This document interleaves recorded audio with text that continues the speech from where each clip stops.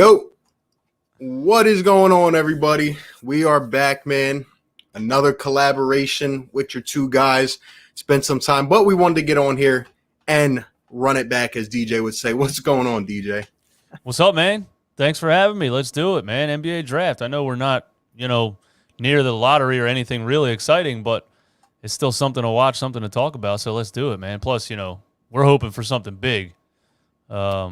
I'm sure everybody's hoping for something big as far as, you know who. I know who, man. I know who. Hey, shout out to everybody in the chat. We already got 115 people in here, man. Shout out to everybody, man. You guys are the best. We did this for the trade deadline, and I remember we got George Hill. That was pretty interesting. And then, well, here we are. Like DJ said, again, guys, we are live on two channels, Philly Take with RB, Run It Back Philly. We're going to be here for the draft, talking, hopefully looking for some trades because, like DJ said, we don't pick until late. We have the 28th pick. We have the 50th overall pick in the second round. And then we have the 53rd overall pick, which we traded for today for cash considerations. Now, I don't know about DJ, but for me, in the last 2 hours, there's been so many, news pieces, Woj bombs. It's like constantly refreshing. We're going to have Twitter up the entire time. We're going to be talking to the chat. Who knows where this is going to go, man? I streamed the draft last year. It was nuts. I went to the bathroom one time. We traded Josh Richardson for Seth Curry. I can't wait for stuff like that to just start happening, man. I can't wait. Oh, man. We know we look. Well, I'll let DJ go, but what do you think and what are your expectations for tonight? And we're going to read some of the chat. Shout out to, we got a lot of channel members in here as well from both channels. Much love to everybody in here, man. DJ, what are your expectations for tonight? Do you think we gear up and do something? Where is your head at? I think, it's been such a crazy day already. Like I was telling people earlier, this is one of those days where next year I might just go live for 12 straight hours. Like every time I turn my computer off, I look at Twitter, I'm like, damn it, something happened.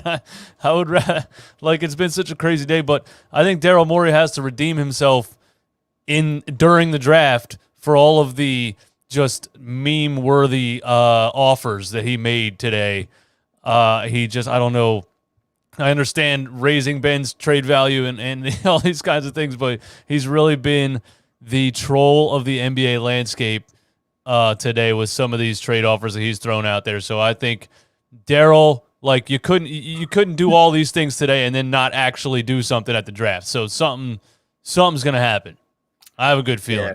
I agree. And I just think when you go out and you acquire the 53rd overall pick today, let's be honest, we know coming into this draft, we need an impact player. That's our goal this offseason. So if we come in here and we acquire the 53rd overall pick, come on, man. Last year we took Isaiah Joe late. We took Paul Reed late. We don't need an extra player. Now, if we are to keep pick 28, we're going to get a role player that'll probably come off the bench and get some minutes here and there. I think we're going to end up trading the pick. Daryl Morey before last year, I think he traded, I forget how many years in a row it was, his first-round picks. He knows what needs to happen. It's just about finding the right deal. But you're exactly right. When you talk about these Ben Simmons packages, I really don't know what's going on. There was a piece of news today that said that Daryl Morey offered Ben Simmons to the Golden State Warriors for 4 first-rounders, James Wiseman, Andrew Wiggins. We heard the one with the Spurs, right? 4 first-rounders, 2 pick swaps. What are we doing? I heard one yesterday. It said that – or no, it was today, and I tweeted out that Daryl Morey has insane confidence. It said Daryl Morey wanted every young player that is valued on the Cavaliers. I don't understand it, man. I don't get it. It's all him trying to sell Ben on potential, and at 25 years old, and even if you watch his highlights this past season, it's there was so many flashes of greatness. So I can understand where you can sell him. You can say to somebody, look, if you just do some kind of magic on his mental, give him some kind of tarot card reading, psychic, do something to change his mindset, he could be a totally dominant NBA player. And I guess that's still the sale at 25 years old. So I get it, but asking for all of that is just crazy. The Warriors one, the more that I think about it, I don't think it's as crazy because I think Daryl knows, listen, if I give you Ben Simmons and you still have Steph Curry and Klay Thompson, you're going to light the league up with three-pointers left and right all day long, and you're going to have to give me a lot for that to happen. So honestly, that's a tough one. If I was the Warriors GM, I would have seriously considered that just to put Ben Simmons in between those two guys. But the one for the Cavs is just funny. Every young player they value and draft picks. The one that he off the Toronto offer is still the craziest one. Kyle Lowry, Van Vliet, OG Anunoby, and the number 4 pick. Why would teams give up this much for a guy that has these kinds of deficiencies? And it's not just his flaws offensively, it's his mindset and the fact that he doesn't seem like he's able to fix the flaws that he has offensively. And so I don't know. I think Daryl's going to come down pretty far if he's going to trade him tonight. Yeah, I hear you. And to be honest, that whole Raptors thing, I personally don't want to send him to the Raptors. I kind of just see how the story will play out. I really don't want to keep him with a coach like Nick Nurse and keep him in the East. I don't want to do that. But if it were to come down to it, who knows? If Daryl Morey keeps offering packages like this, we're not going to trade him to anybody. But the fact that it is out here in the public, with Woj and Shams and guys like that are reporting this, I feel like it's coming eventually. But maybe Daryl's just asking for the moon. That way they can meet somewhere in the middle. Or maybe everything is fake and who knows. There was an Instagram post for Ben earlier today. He was chilling in his pool. I guess he's just unbothered out in L.A. But you gotta love it. You gotta honestly love the confidence. It's actually admirable that this dude can just completely shut out the entire universe and not give a damn about anything. It's quite interesting. I'll tell you that. It is quite interesting. Shout out to Taz coming in with the $2 super chat. We appreciate it. It says trade Ben. Well, we're probably going to be talking about that for a long time tonight because even the main outlets are talking Ben Simmons. Where is he going to go? What is going to happen? So it's going to be a main topic tonight. In my personal opinion, and I'd love to hear from DJ, in my personal opinion, I don't know if a deal was going to get done, and a lot of that revolves around what else is going on, which we're going to get to in a minute. But yeah, I really don't see it happening unless we get blown away with an offer tonight, or unless we just stop being delusional and stop trying to trade Ben for 4 first-round picks. But we'll see. I think it's going to be a happy medium. I think Daryl's going to come down a little bit. And there's going to be a GM that definitely reaches and gives more than probably I would give for Ben Simmons. There's going to be somebody that reaches because when you look at bad teams that don't sell tickets, that don't have people in the seats, that don't have any type of big name they can put on a poster outside the arena, Ben Simmons is definitely a polarizing name and he's definitely marketable. I think we might just assume that the rest of the NBA hates him as much as we do, but maybe they don't. I've seen a lot of things on Twitter of people saying, I would love to add Ben for this, and this, and he's a great defender and he passes the ball and all this stuff that we're tired of hearing. But maybe, he's a valuable asset that you can sell him on that. But I think bad teams are definitely going to be interested in at least the name Ben Simmons and his picture with the jersey on and, it's just true. It's like when the Phillies signed Bryce Harper. I said that today. It's like when the Phillies signed Bryce Harper. He hasn't been a superstar since he signed, but it was like the Phillies, nobody talked about him for 10 years. Yeah. Literally, who was didn't have a max contract until what's his name? But yeah, I don't know. Maybe that's what will happen. I hear you. I think somebody's going to try to buy on the value and the name of Ben Simmons. But we'll see. We'll see what Daryl can get done. Shout out to Aaron coming in with the $5 super chat. Says RB's going to head to the bathroom like last year, and we're going to trade Ben for someone big. Book it. Well, I'm going to take a nice little bathroom trip in a little while. So hopefully Daryl's working the phones right now. Hopefully he's getting it done. Shout out to all the channel members in here. I see a ton of them from both channels. Again, we are live on both channels. Philly Take with RB, running back Philly. If you guys haven't yet, drop a like in both streams. Hit the subscribe if you're new. We're going to be here covering the draft, man. Shout out to Aaron, and then shout out to Andre with the $2 super chat. Says, who needs to go first, Harris or Simmons? So I would allude from that. You're alluding to both of them leaving. What do you think, DJ?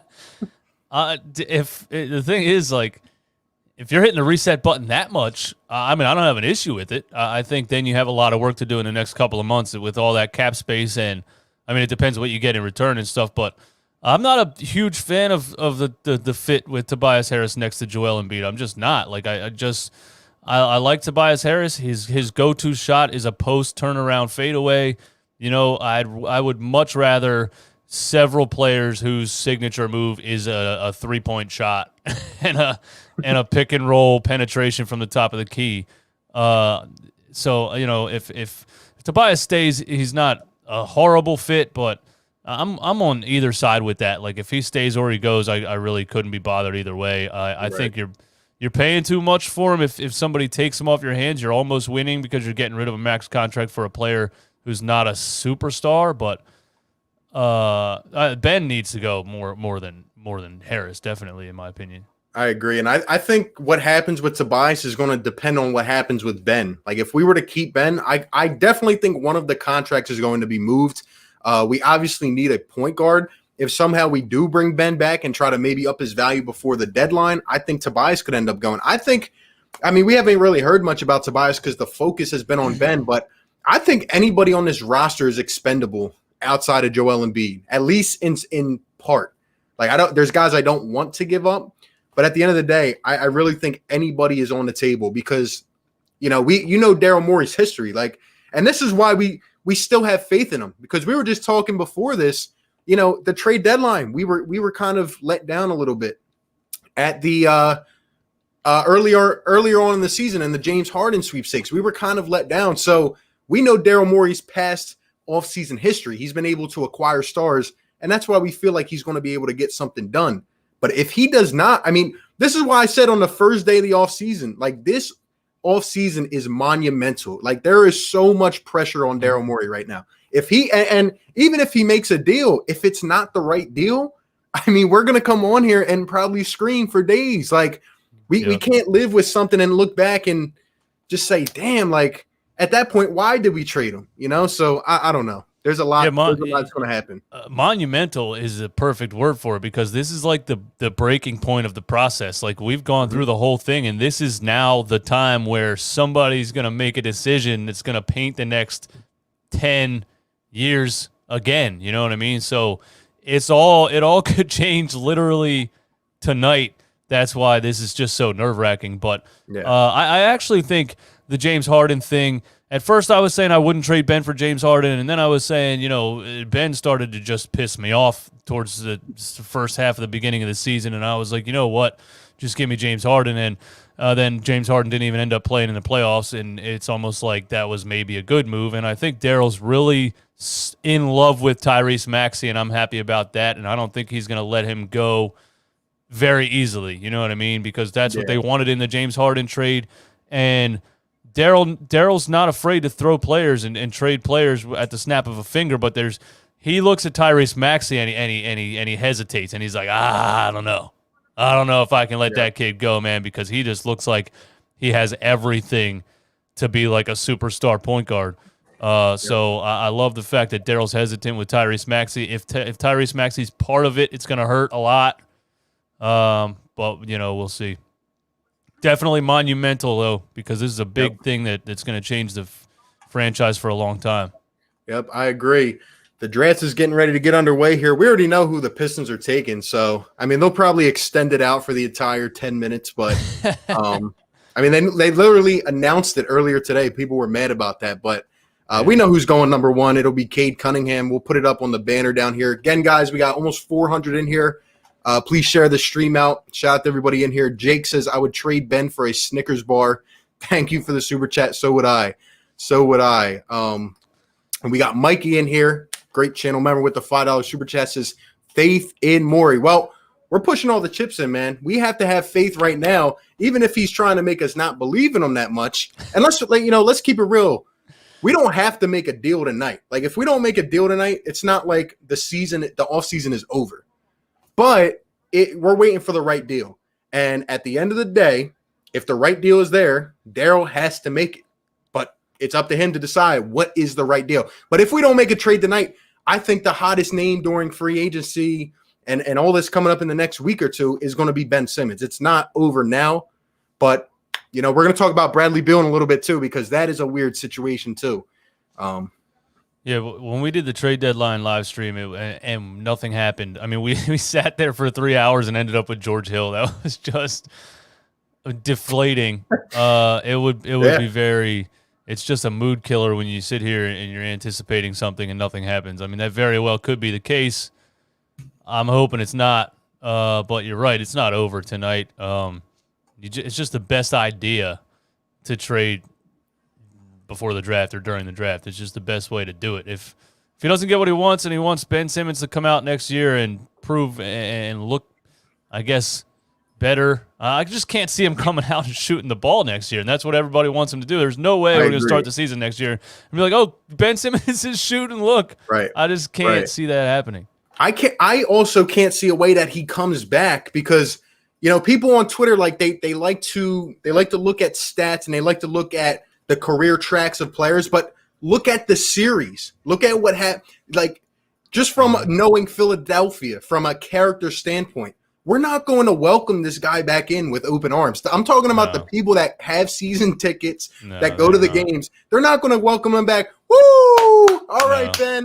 Oh, no, it's not going to happen. It won't be good for – yeah, it won't be good for the team. It will not be good for him and his confidence. There's just no way he's going to walk into that building and get look destroyed. At the body language. And people on Twitter can be as like politically correct as they want and be like, well, Philly fans shouldn't be that way and you shouldn't do that. That doesn't work in Philadelphia. It doesn't matter. It's whatever they shouldn't do, they will do. And look at the body language, right? Ben hasn't said one thing about Philadelphia since his last press conference. I mean, you just see the interest is not there. And Rich Paul, he's going to, try to find the best route he can. But shout out to our guy, Philly Mike, Philly Talk Podcast, coming with the $3 super chat. Thanks so much. Says we're probably going to trade the 28th pick. I agree 100%. Daryl Morey is known to trade his first-round picks. We're trying to gear up on assets. Maybe it's included in a bundle or whatever, or we draft for somebody else. But I don't, I'm not going to be fired up when we get to the 28th pick, even if we retain the pick, because it's not a player that's going to put us over the top. And that's why I've been saying too, I don't want a package that's catered with draft picks. Yeah, I don't want 3 projects for Ben Simmons unless we take those picks and then trade them after that. I want a player that I know is going to come out and give us 20, 25, 30 next season. Guaranteed. I don't want draft picks. Yeah, it's tough though, because if it's not Dame and Bradley Beal seems like he doesn't want to leave Washington for whatever reason, if it's not one of those two, who really is it? You know what I mean? As far as like a game-changing player that's going to put you over the top.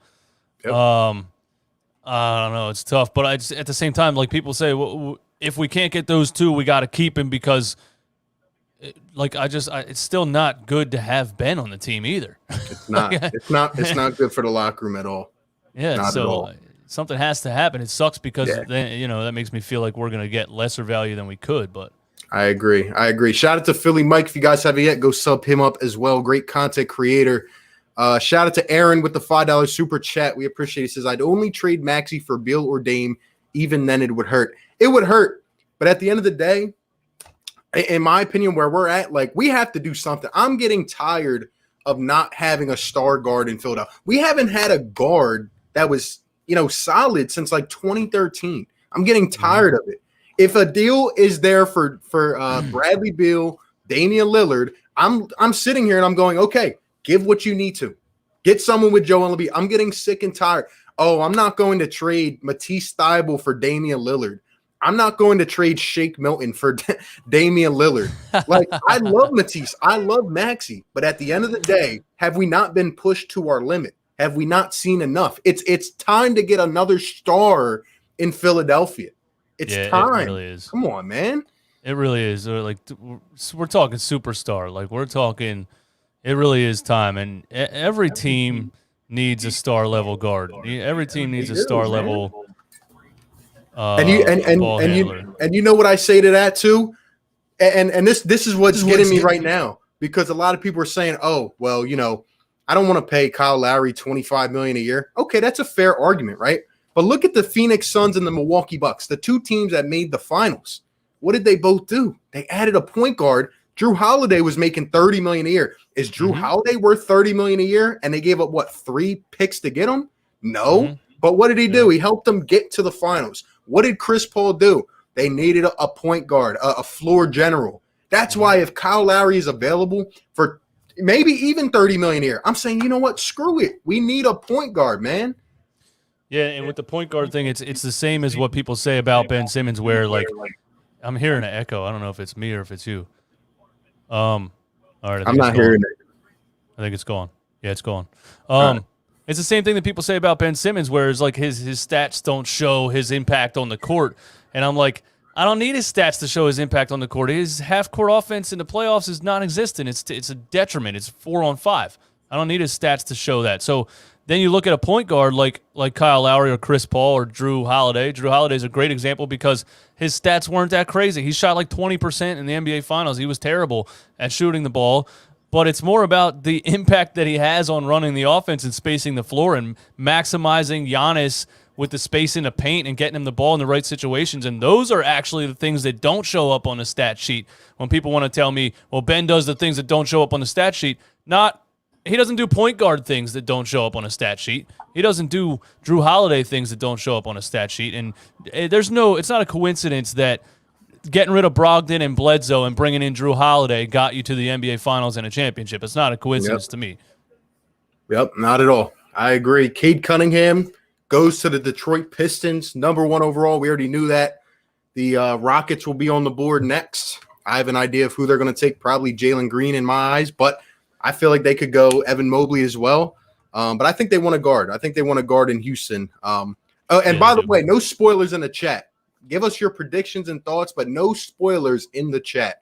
All right? Yeah, some people are probably ahead of us. That would suck if they just blasted in the chat. Yeah, we had to time our thing up, so no spoilers in the chat. But yeah, we're live on both channels. We got almost 600 people in here. Shout out to everybody, man. Shout out to Taz with the $5 super chat. Says, I will be tight if we trade Maxey. We have to keep him. I love Maxey. I would love to keep him, but I'm not going to keep Tyrese if it's going to keep us from getting Damian Lillard. I'm sorry. I'm just not. I'm sorry. Yeah, that's why I like that comment before. I would only give up Maxey for Dame or Beal. Other than that, you're probably going to see a Ben Simmons type of straight-up trade where you get more in return for the one player versus, the Damian Lillard is going to be Ben Simmons and players and picks. So It's like, I don't think outside of Beal or Lillard that you're going to have to throw in Tyrese Maxey or Matisse Thybulle or anybody because those are just the two guys. Those are the two superstars that are hard to get. Anybody else, Malcolm Brogdon in a first-round pick, is that actually the best you could actually do? If Daryl ends up with that tonight, he's probably not going to pull the trigger, I don't think. Yeah. I agree. We're going to have to wait and see what happens. That's what I'm saying. I don't think a deal is going to get done tonight, especially with this whole Bradley Beal thing, which we will talk about. Don't worry. Let's just get through some more of these. Shout out to D with the $5 super chat. Says, if my trade idea goes through, guarantee a ring next year. D's funny. Sends me a bunch of funny trade proposals on Instagram. Has like the Sixers getting Beal and Dame in a 4-way trade. It's hilarious, but a lot of people send me those on Instagram, and I always read some of them are 3 or 4 team deals, and there's always one team in the deal that's getting totally screwed, and I'm like, it's close, but why would that team do that? Exactly. And they're like, yeah, you're right. Yeah. I put together a good 3-way trade. It was the Sixers, Blazers, and Timberwolves, but I haven't heard much from the T-Wolves. I guess they've kind of dropped out a bit. Here's Malika Andrews with Cade Cunningham. This dude Cade Cunningham looks like he's just going to put up 30 a night in his rookie year. He actually might, dude. He's got everything there is to have as far as just a. He's got some swagger, man. He definitely does. Shout out to Aaron with the $2 super chat. Says, nah, man, Shake is just staying with better D. Keep him. That's exactly what I've been hearing comments like that in terms of Tyrese Maxey, this guy. It's just crazy some of the things I've heard, especially on Twitter and some of these guys. It's nuts. It is nuts. Twitter's a wild place. I feel like all the craziest people in the world go to Twitter.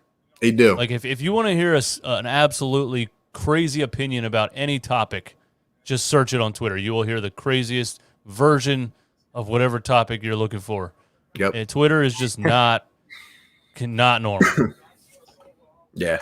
Twitter, it gives you a free platform where you could just say anything you want, honestly. But man, shout out to everybody in here. Sorry if we missed any super chats. The chat is going absolutely insane. We are live on both channels. Philly Tay with RB, running back Philly. Be sure to show love on both channels, guys. Let's try to get 1,000 people in here, man. Share the stream out. We're gonna be here the whole time. We got to talk about this Bradley Beal thing, man. But I just want to say real quick too, because the Rockets are up, and then the Cavs are up. I don't know if you saw too. The Cavs, they traded for Ricky Rubio. Did they? They did. They traded for Ricky Rubio a little while ago. I'm guessing Colin Sexton is going to be on his way out. I don't know what the Cavs are doing. I think they're going to take Mobley if the Rockets don't take him here. But what I'm scared about is the Cavs taking a guard and then Mobley falls to the Raptors, because that's an athletic big man right there, and I don't want the Raptors to get him. But then, even if they don't get him, they're going to get Jalen Suggs. So I feel like the Raptors are going to get a really good player either way, which sucks. I just wanted to put that out there. They are. That's probably why they held on to Kyle Lowry. They felt comfortable holding on to Lowry after the trade deadline because, you know, they're looking towards the future and they're going to get a young player that it's going to develop, and they're like, we'll just wait and do a sign and trade if he wants to leave. We don't have to trade him at the trade deadline at all. Just Van Vliet. I think people in Philly are underrating Van Vliet so much, and I can't believe Daryl wanted the whole squad. That's what we do about everybody, bro. I would love Van Vliet on this team. That's what we do. That's what we do. We overrate, and I've always been that guy too, but I'm just done doing that. I'm done. Like if we start next season and our starting lineup is the same thing with like Mike Conley at point guard, I'm just going to be done. I'm just going to say, okay. I mean, I guess this is just a wash right now. Like, come on, man. It's tough, Daryl man. Morey's been able to get how many stars? Like, go get somebody. Go get somebody. And speaking of star, the pick is in. This is what we want to talk about next. Bradley Beal. If you guys saw it today, Russell Westbrook headed to the Lakers. DJ, feel free to share your thoughts on that real quick. Westbrook to the Lakers? I don't understand it at all. I think Westbrook's like dominance has been over for a couple years. I don't know how he fits next to LeBron and Anthony Davis. He's a terrible three-point shooter. He does not have a good basketball IQ. He's just – I don't think Westbrook is a very positive asset to any team at this point. So the Lakers, whatever. You want to trade for the big names, go ahead. But I don't see it. I don't see it. I don't see Westbrook doing anything but taking shots away from other players on that team that should be shooting the ball. I think it definitely came out of nowhere. And Jalen Green goes number 2 to the Rockets. So now the Cavs are on the board. They're probably going to go with Mobley. Or I could see them going with Suggs. Let me put this up here real quick. Jalen Green's Instagram pictures, man. He needs to go be in the second round for that. He looks like a celebrity, man. Yeah, what is going on? Be like a celebrity all you want as long as you work on your game. Don't fall in love with the celebrity status and forget about basketball. Yeah, I agree. In terms of the Westbrook thing, and the Cavs are on the board now, in terms of the Westbrook thing, in my opinion, like I think Westbrook's going to be a lot better surrounded by LeBron and AD. I still wouldn't, I wouldn't make him like the main focal point of my team because I just, he's great individually. He has the numbers, but it just doesn't really translate usually to winning. But let's be honest, man, there was a whole thing going on with Twitter. I feel like I jinxed it because it was supposed to be Buddy Hield to the Lakers, and the Lakers need a lot more shooting. That's been the whole talk for them. It was supposed to be Buddy Hield in exchange for what they got.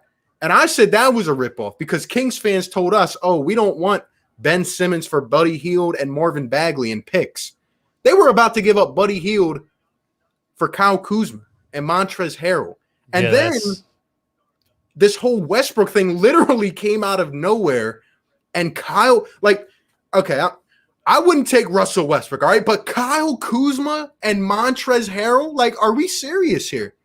I think it's at that. I think just at that point with Washington and most teams, Russell Westbrook's just especially with his contract. What's his contract still? Part of a supermax from OKC or something? It's huge. It's huge. Yeah. People in the chat are saying Westbrook confirmed, so they got the deal done. So obviously they had the 22nd pick in there and all that, but that gets us to our point.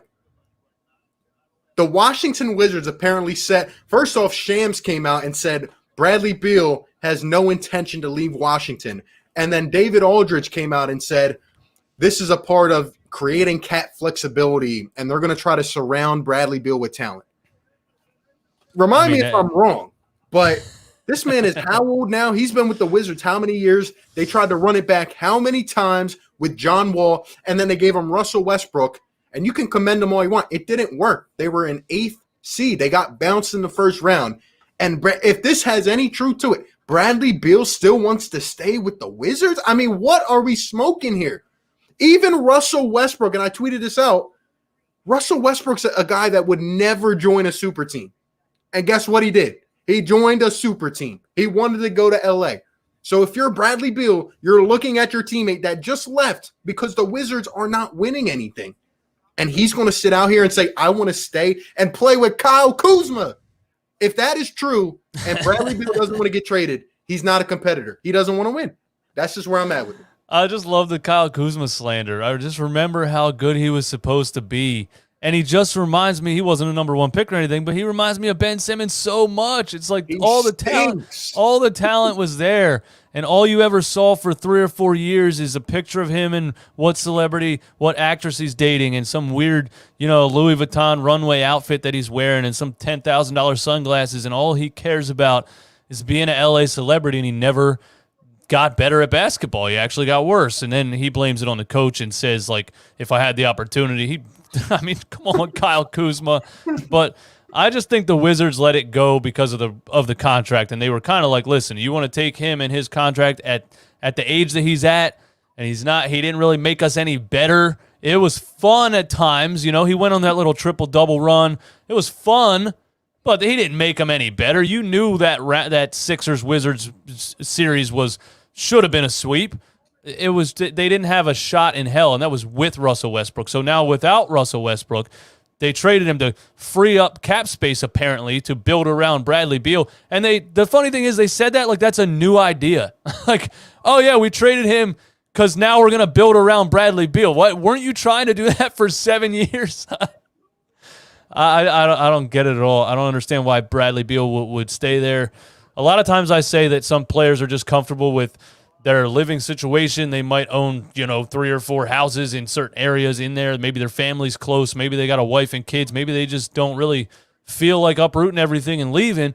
But when you watch him play, you watch him give every single thing he has on the court and look so frustrated at the end of every loss. And you're like, why does he keep doing this to himself? So I don't know. I agree. Evan Mobley to the Cavaliers, guys, at number 3. Cavs go with the big man. Guess they're going to re-sign Jared Allen. And that's pretty much how the top 3, how we thought it was going to go. So I'll update it here. Here's the trade if you want to read it off while I do this.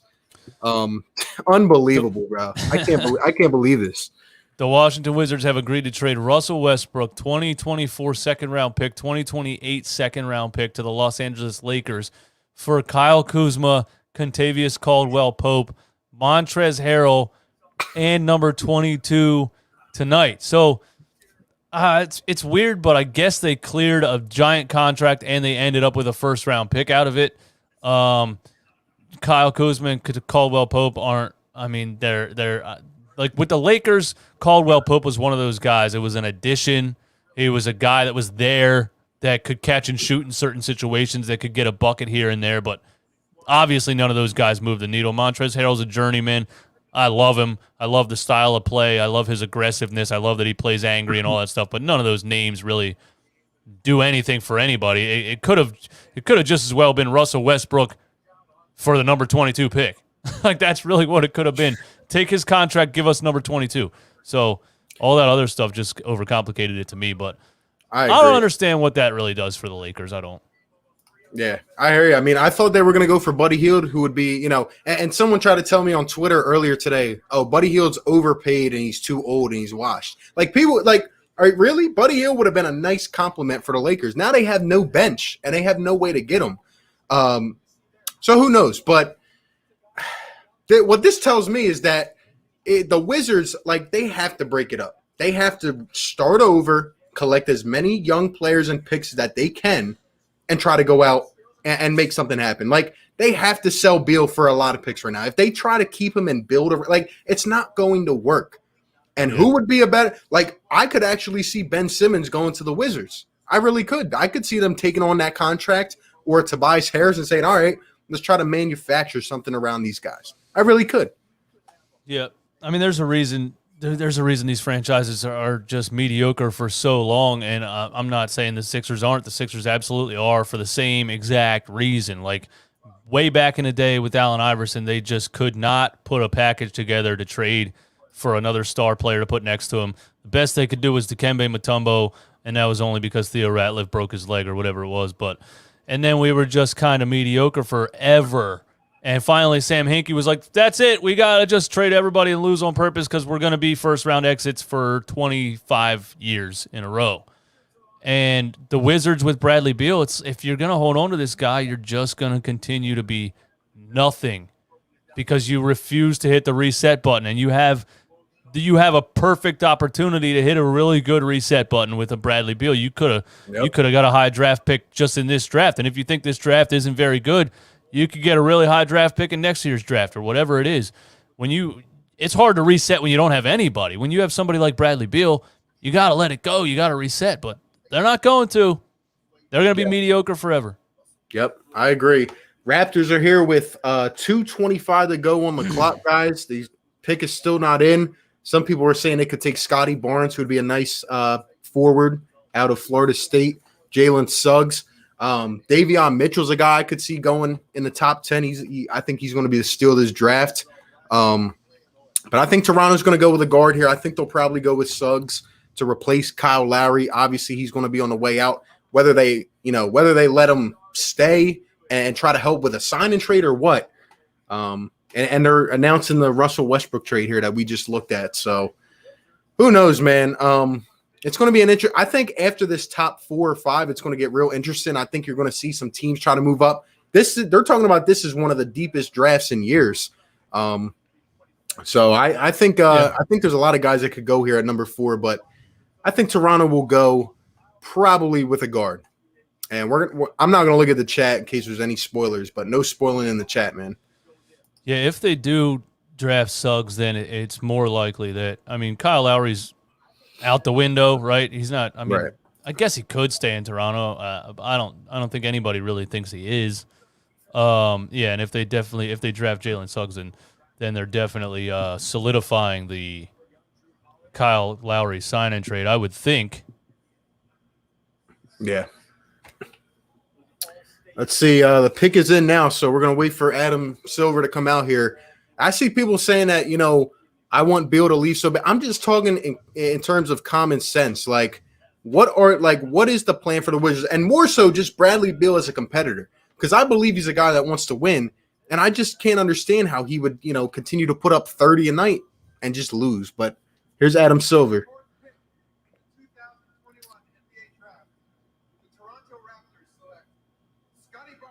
Wow, they take Scotty Barnes, the forward from Florida State.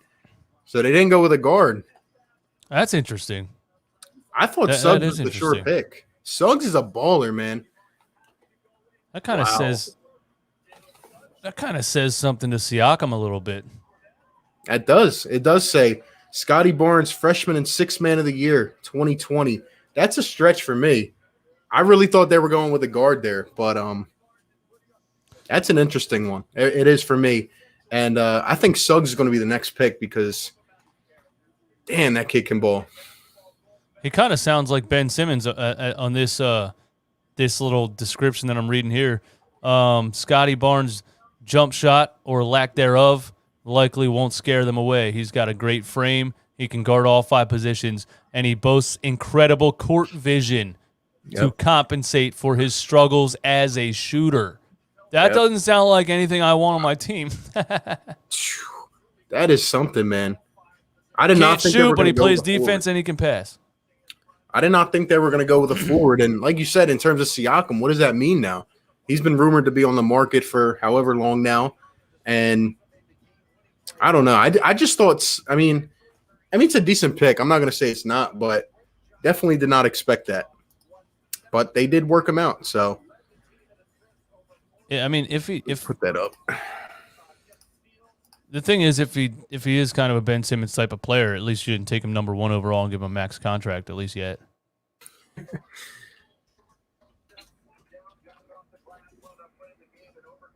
He's definitely a big-time utility type of player. Yep, he is. What is he, 6'8", 6'9"? 6'8", 225. Yeah, Draymond Green's a good comparison. And then we got the Orlando Magic on the clock. Who knows where they're going to go? I've been hearing a lot of different things about them, but maybe imagine a backcourt of Cole Anthony and Jalen Suggs. Kane Scott said, I'm not drafting Draymond Green at number 4. It's true. It looks like Ben Simmons or Draymond Green. And I mean, what do you think? What do you think the Magic do here, though? Because, I mean, what do the Magic have? Like 2 or 3 first-round picks? I've been hearing a lot of Kuminga, the other guy that went to the G League. Yeah, they could take a stretch here. Maybe since Suggs fell to them, I would definitely try to roll with a backcourt of Suggs and Cole Anthony. I think that's deadly. I don't care about Markelle Fultz. You can ship him to the Wolves if you're going to take Suggs and pair him with Cole Anthony. I mean, that's deadly right there. That is. Yeah, that's thinking about Markelle Fultz is interesting. I don't know what to expect anymore with him, especially after looked like he got his game back a little bit and then tore his ACL. He's just a throwaway player at this point, and that's just really, really sad. But yeah, I mean, you can get a 6'4", 200-pound point guard. I mean, you got to take him. They probably didn't expect Suggs to be right here. No, they didn't. Not at all. So, I thought Suggs might have even went number 3, but definitely interesting, man. And Jonathan says would be hilarious if they picked him for us in a Ben trade. That's what we like here, guys. Who can't. That would be hilarious. But I honestly, that would hurt. That would hurt. Shout out to Pope Platinum as well. Take DJs with guard Hershey YMCA. No, there's no YMCA here, but they are building a new rec center down the street. I'm gonna be the LeBron James of that building. Okay, so be on the lookout. There you go. Be on the lookout, man. Shout out to Brian, man. Great channel member. Coming in with a $5 super chat. Says the good news that the next pick for the Sixers has taken more shots in the finals than Ben Simmons. Brian's a Hawks fan, but he loves getting on me about. Why you got to do us like that, Brian? Why do you got to do us like that, man? Why do you have to do us, man? We're Sixers. Look, we can't even get too excited about this because it's not even like we have a pick in the first 27. Okay, and actually, this is another thing I wanted to touch on with you. And shout out to Brian, man. Did you see Landry Shamet get traded to the Phoenix Suns? I did not see that. He went in exchange for the 29th pick. So now the Brooklyn Nets have the 27th and the 29th pick. They picked before us and right after us. And I just think that's interesting. And Landry Shamet just gets traded every season. It's very weird. Yeah, he's an expandable player. He's a good shooter. Can't guard anybody. He's almost like a Seth Curry without the ball handling. And even though Seth Curry's not like an elite shot creator, I think Landry Shamet is just a catch and shoot guy. And he can shoot, but it's not that valuable. You can kind of find him all over the place. So I like Landry Shamet though. I feel like we could have kept him and not thrown him away in that Tobias Harris trade, but yep. We could have done a lot if we didn't but apparently every Sixers fan that loves Brett Brown swears by that Tobias Harris trade. Oh, well, we traded Zaire Smith to go star hunting, and we got an extra first rounder that turned into Tobias Harris. And where's that got us? Where did that get us? We lost Jimmy Butler. We haven't made past the second round. It got us far, didn't it? Got us real far. It's so embarrassing for somebody to sit up there and say we're going star hunting. Like, that's just, first of all, you sound like an inexperienced general manager just saying that out loud. Which he was. He wasn't even a general manager. Exactly. Like a guy that knows what he's doing sits at a desk and gets it done. He doesn't sit up there in a press conference like a kid on Christmas Day. Like it was so weird. And that's the problem with what they did. They had all the assets and they let somebody in charge who had no reason to be handling it. You know, if you run a Fortune 500 company and you fire the CEO, you don't just put the guy from the stock room in charge of your damn business and then in 3 years you lost everything. You hire a guy that knows what he's doing, and they waited way too long to do that. Yep. They let Brett Brown do all that stuff. Elton Brand, I don't even know what his job is anymore. Me yeah, either. They took Suggs. Suggs to the Magic, man. That is crazy. That is going to be deadly, man. That really is. Cole Anthony and Jalen Suggs. That's something. And Fultz coming back. Fultz with a new ACL. They got 3 guards up there. That's crazy, man. I didn't expect him to fall there, but now it starts to get interesting with all these other players. And there's still some really good guys that could turn into all-stars here, in my opinion. Poor Suggs. Somebody said poor Suggs in the chat. Man, that's heartbreaking when you get in the NBA draft and you get drafted by the Orlando Magic. Well, guess who's up now? The Oklahoma City Thunder, who, man, I mean, talk about how many first-round picks, right? I don't know what the Thunder are doing. The Thunder could ideally trade. The Thunder could trade for 4 All-Stars or 5 All-Stars and still have picks left over. That's how many they have. They have. It's just nuts. Yeah. They have stockpile picks for sure. If they're smart, they won't let an inexperienced coach become the GM and trade everything away. Yep. Shout out to RJ, great channel member with the $2 super chat. Says I like Brogdon and LeVert. I think. Oh, Brogdon and LeVert, Karis LeVert. If we can't get Dame, I don't know if they're gonna. I don't know if the Pacers are even gonna give us that at this point. I really don't. Yeah. Like I said, when they first offered the Brogdon in first round pick, I said you got to throw in Karis LeVert. Like Malcolm Brogdon, just a nice point guard, but doesn't put us anywhere that much better, I think, than we were before. I mean, I still think having a traditional style point guard at the top is better than what we saw in the playoffs last year, but it doesn't move the needle that much. They would have to throw in LeVert, but I think they really value Karis LeVert, and they're not going to do that. I don't either. And Ben Simmons next to Sabonis is just not a great fit at all. No, he's not, and they're going to get rid of Turner as well, I think.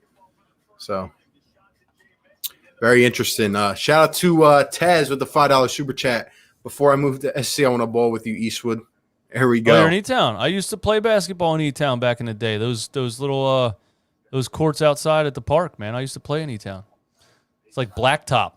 Burns your shoes off in like 3 hours. There you go. About to get a subscriber ball session going.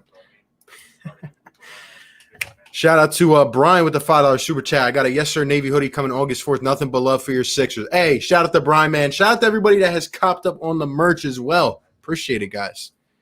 Yes, sir. And shout out to everybody that's showing love to DJ's merch as well, man. We appreciate it. We appreciate it. Merch game strong. We're out here selling tees, man. We're out here doing our thing, man. We got 615 in the chat, guys. If you have not yet, cross over to each other's streams, hit the like, subscribe. Yes, we're going to say that because we want to share our streams out. That's what we do, man. You guys help us push this content out. So we appreciate it. OKC. OKC had such a crazy run of draft picks, drafting 3 Hall of Famers in 3 consecutive years and not getting a single championship out of it. It's just – that's something that would happen in Philadelphia. That really is. Yeah. I don't know what OKC's plan is. I really think they could trade for a whole team of all-stars and still have picks left over. I really do. Something has to happen before 28. I'm getting so nervous. I know. And guys, we're trying to balance a lot here. Like, I'm waiting for some Woj bombs to drop. Daryl Morey's going to be addressing the media tonight as well. So there's just a lot to happen. And in addition to that, if you guys even care about baseball, I mean, there's trades going left and right in the MLB too. So it's just a lot. Indiana has acquired the 31st pick from Milwaukee. Okay. They traded 54 and 60 for 31. Woj bomb. What was it? 40 what? The Pacers traded 54 and 60 and a future second for 31 from Milwaukee. That's interesting. So they got back up. Interesting. Woj bomb. Yeah, I'm waiting for a huge Woj bomb because, I still can't believe Russell Westbrook's going to wear a Lakers jersey. That is insane. See, I can't. This is what's pissing me off. See, because I just saw the next pick by accident when I'm trying to refresh Woj's thing to see if I can get an update. What do you mean? I know who the next pick is going to be because I refreshed Twitter waiting to see if there's any Sixers news. But then Woj just came up here. Like, they keep spoiling the picks. And it's like, Woj tweeted the pick? Yeah, him and Shams. They both tweeted it. So I don't even see that. Yeah, I see it. Yeah. So, and that's a stretch. What's coming up here at number 6? I did not see that happening at number 6, but OKC's an interesting team, man. Yeah, it's like when are they going to take all of those assets and use them? They're going to be patient, obviously, but they're going to have to put all that together for a big name at some point. Yeah, they are. I mean, they have tons of picks, and I don't know what they're trying to do, but this is definitely a stretch here. I did not see this coming. I thought this guy was going to go more in like the 10 range, but we'll announce it when they announce it. I'm just going to type it in. So did you look at the center that I was talking about earlier that is supposed to be – that was in the one mock draft at number 28? Batsy? Yeah. I saw a little bit of him. I like this physicality. I could see us going with backup center. I could also see us going with like a two-way guard, but I really do feel like we're going to end up trading it. I do. Yeah, I definitely think we're going to trade it. Come on, Daryl. Right here. Josh Giddey, noted as probably one of the best Australia players in his draft. He looks like that. He's lanky, just like that dude they drafted last year. Pokuševski. They're both lanky. But shout out to him, man. Australia Rookie of the Year. Attended the NBA Global Academy. This dude's got a shot to him. So he signed with a professional team, I think, at 17 years old. That's the new wave, man. United States has to catch up. Yep. You know what I mean? Yep. Yeah, we act like everybody has to go to college. No, you don't. If you're good enough, put them in the league, man.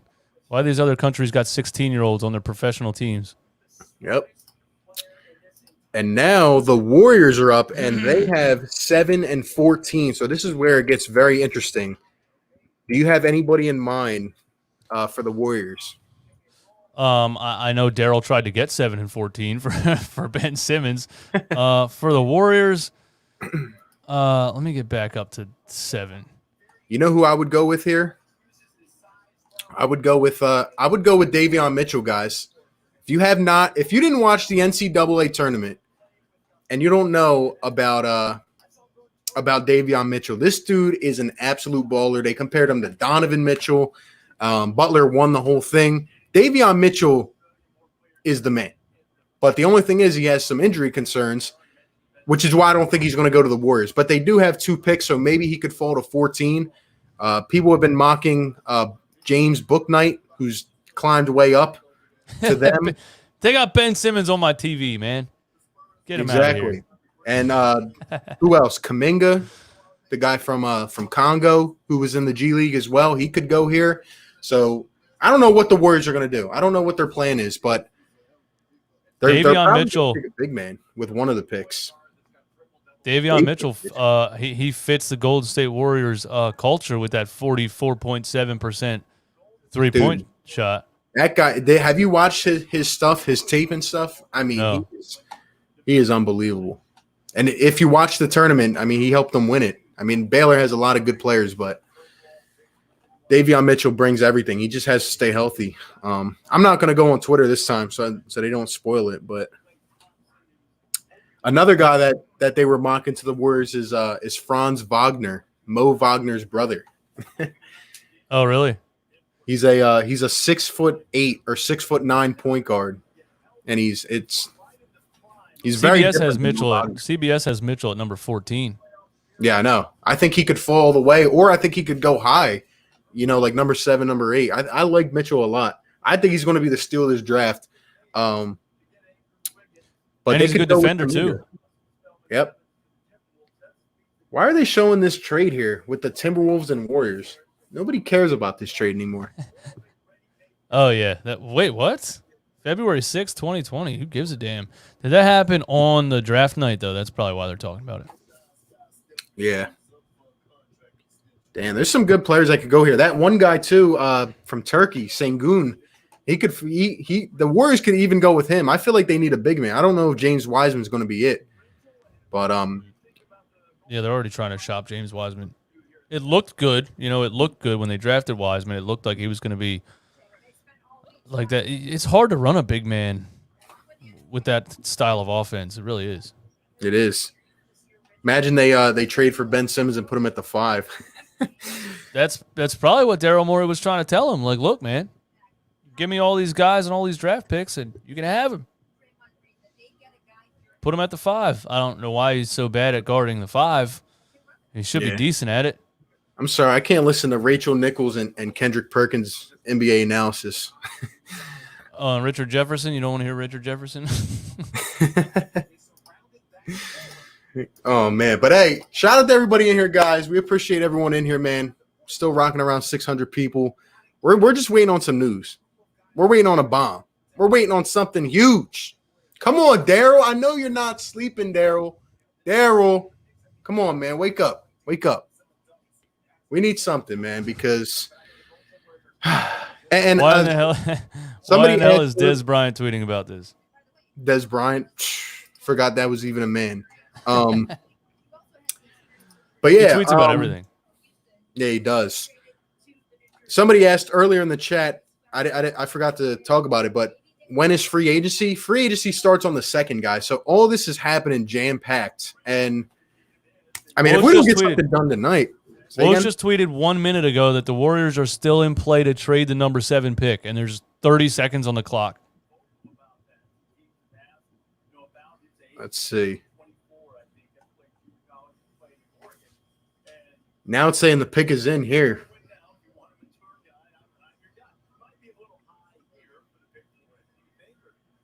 No spoilers in the chat, man.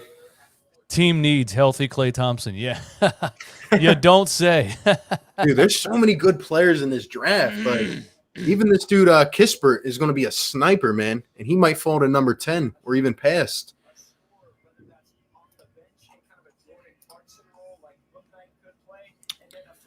But, yeah, I could see them going with Bouknight, Kuminga, Mitchell, 3 of them.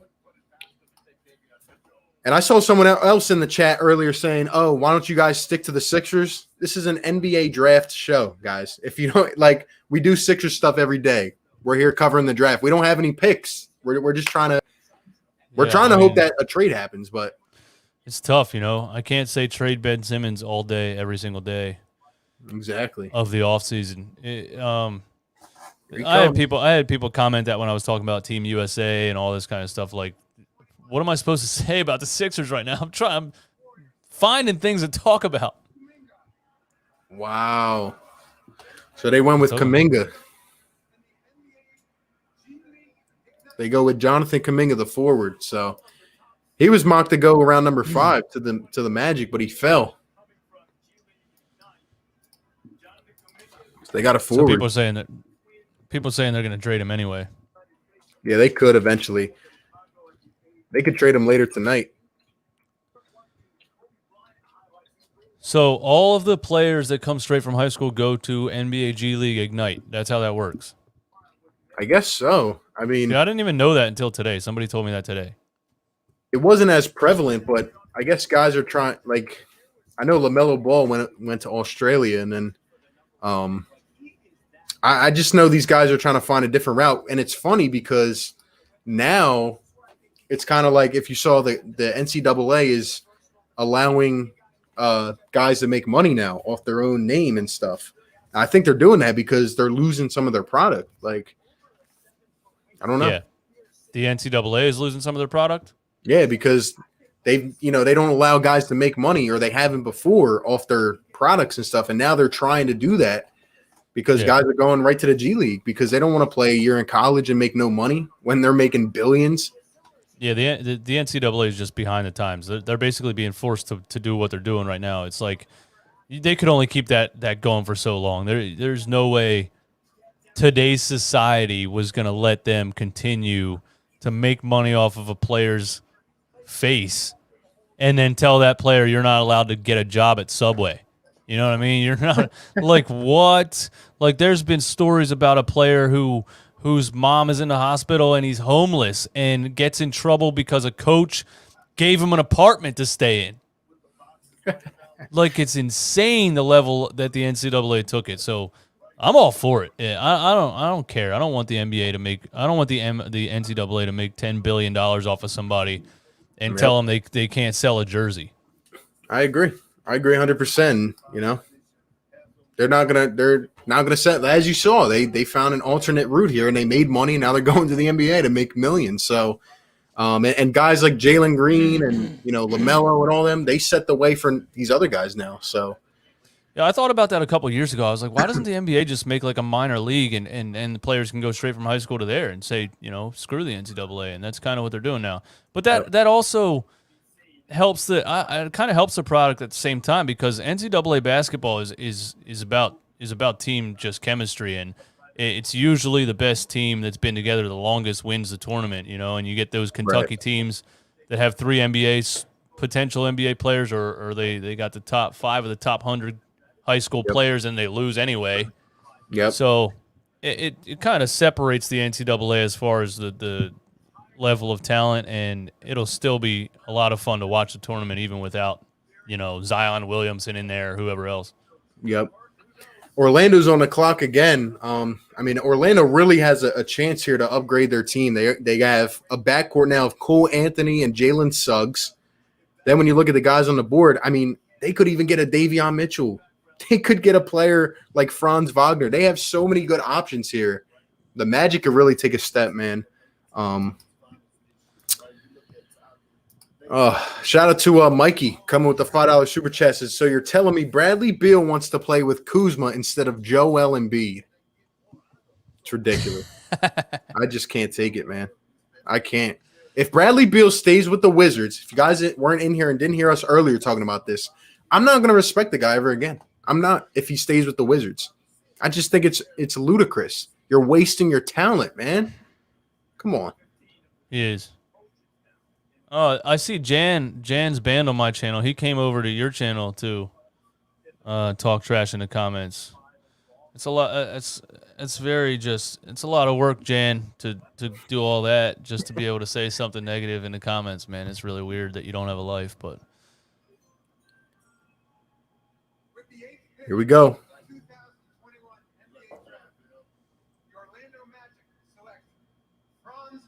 Wow, they took Wagner's brother. Wow. How about that? So they get a technical 6'9" point guard forward. They have Jalen Suggs, and then they have Cole Anthony. That's something right there. Kings, Pelicans, Hornets.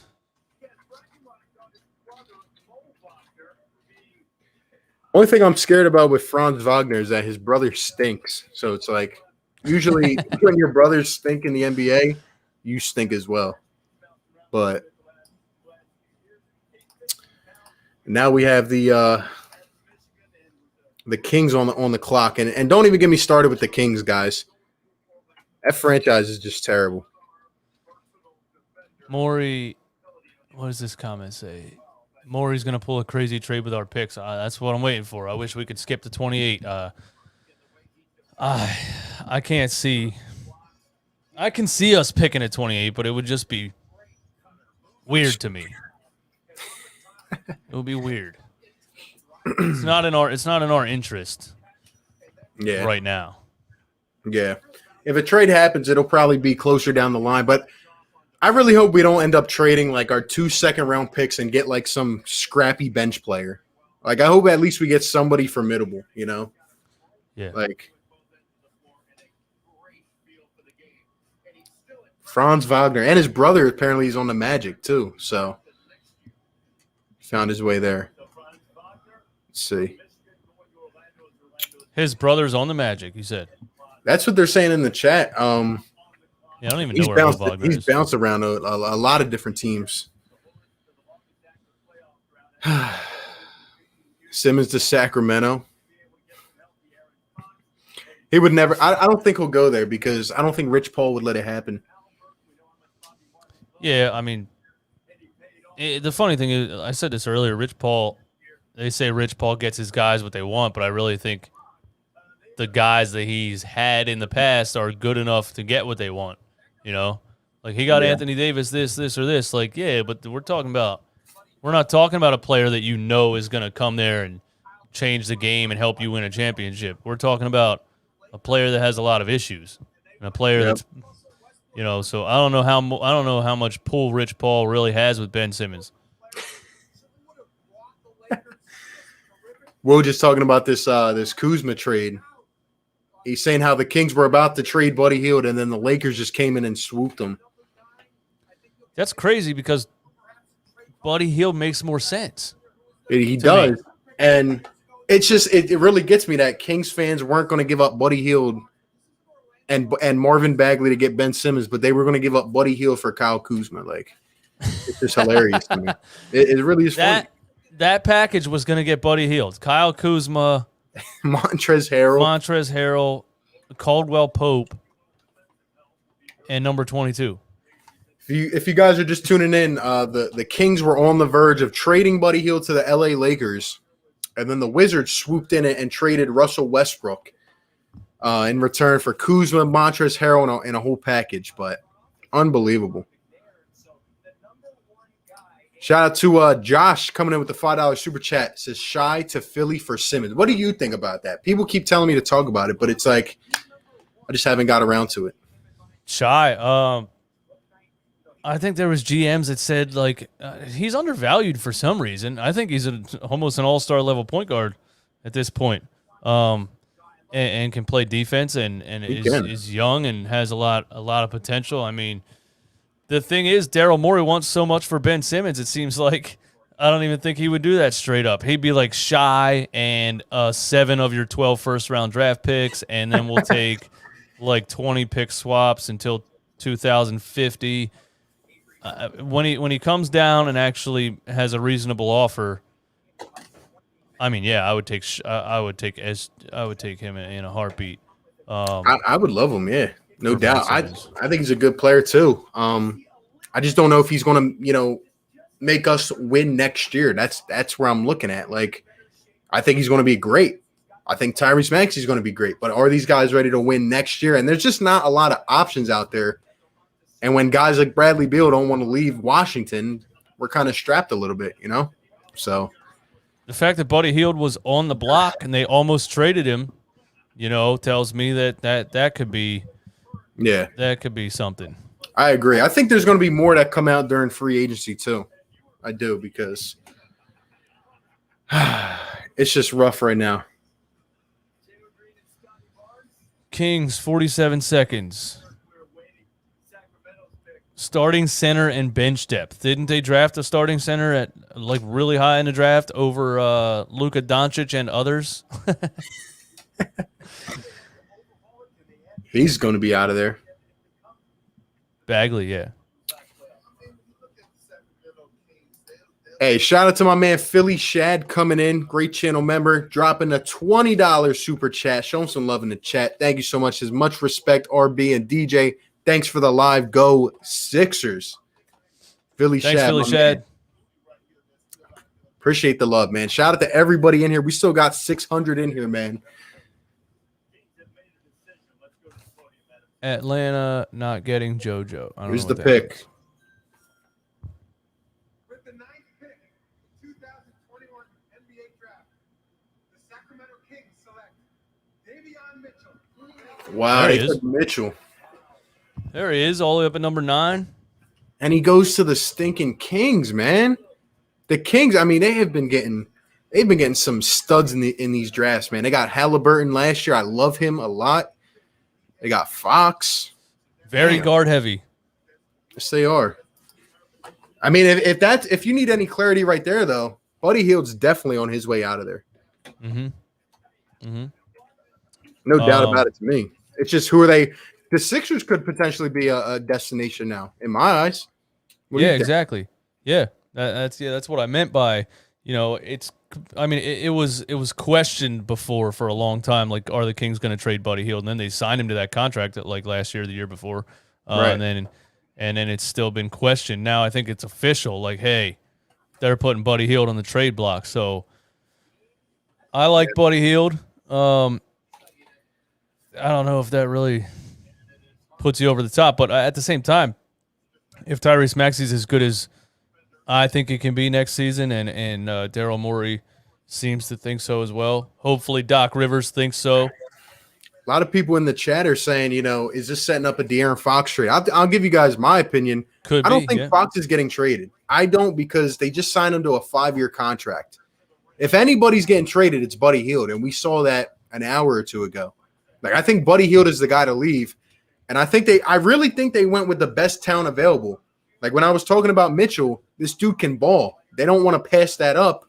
They just have a lot of depth at the guard position. But I agree. I mean, you're going to need a big man eventually. Rashawn Holmes, of all people, Rashawn Holmes is going to leave the Kings, and he's looking for $80 million. I mean, Rashawn Holmes, like, oh my gosh, man. He was fun to watch in Philly, but yeah, no, not no $80 million player, no. He turned himself into at least a career, though. He turned himself into a career, and who knows what the Kings are doing, man. Look, if they want to trade for Ben Simmons, albeit, give me Tyrese Halliburton or De'Aaron Fox. Shit, give me Davion Mitchell. I'll take him too. Yeah.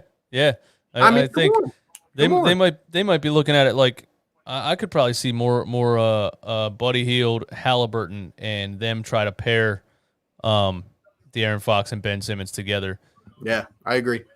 If they could pull that off, that would be a lot of speed on the court for the Sacramento Kings. Yeah, exactly. But Buddy Hield's definitely gone. I knew that since last year. Bagley will probably be gone too. Who knows? Maybe they're just trying to load up on guards and then send Bagley away. Maybe they're trying to get a big man in there, and they're saying, all right, we'll offer you some stud guards, and try to bring back a big man. Who knows? Exactly. That's a good Eagles underdog right there in the comments. Kings have 3 guards. If there's no trade, why would they draft Davion? That's what I'm saying. Very guard heavy. Exactly. They're definitely working on a trade. Yep. Again, shout out to Philly Shad, man. Appreciate it. Shout out to everybody in the chat, man. If you guys haven't yet, be sure to like, subscribe. Hope you guys are enjoying this. We're just waiting like you guys are. We want some news, man. We want a Woj bomb, a Sixers bomb. I haven't even heard anything yet since the draft started about the Sixers. The Dodgers got Trey Turner and Max Scherzer. Did they? Wow. Did you see earlier how Scherzer was going to go to the Padres? It was almost done, and that means the Dodgers stole him away, which is crazy. Seems to always be the Dodgers, man. Unbelievable. That's just unfair. That's crazy. Tyrese, Buddy, and Bagley for Simmons. Tyrese, Buddy, and Bagley for Simmons. What do you think of that? You think they would do that?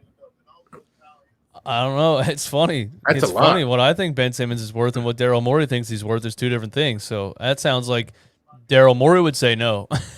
Right. Hey, you got to throw in some more first-round picks. I'm not giving you baby LeBron for that. Yep. I would do it in a heartbeat. I don't know if the Kings would do it, but. Yep. I can't believe that they allowed the NBA and MLB draft to happen at the same time like this. Or I'm sorry, the trade deadline and the draft. Like, yeah. 2021 NBA Draft.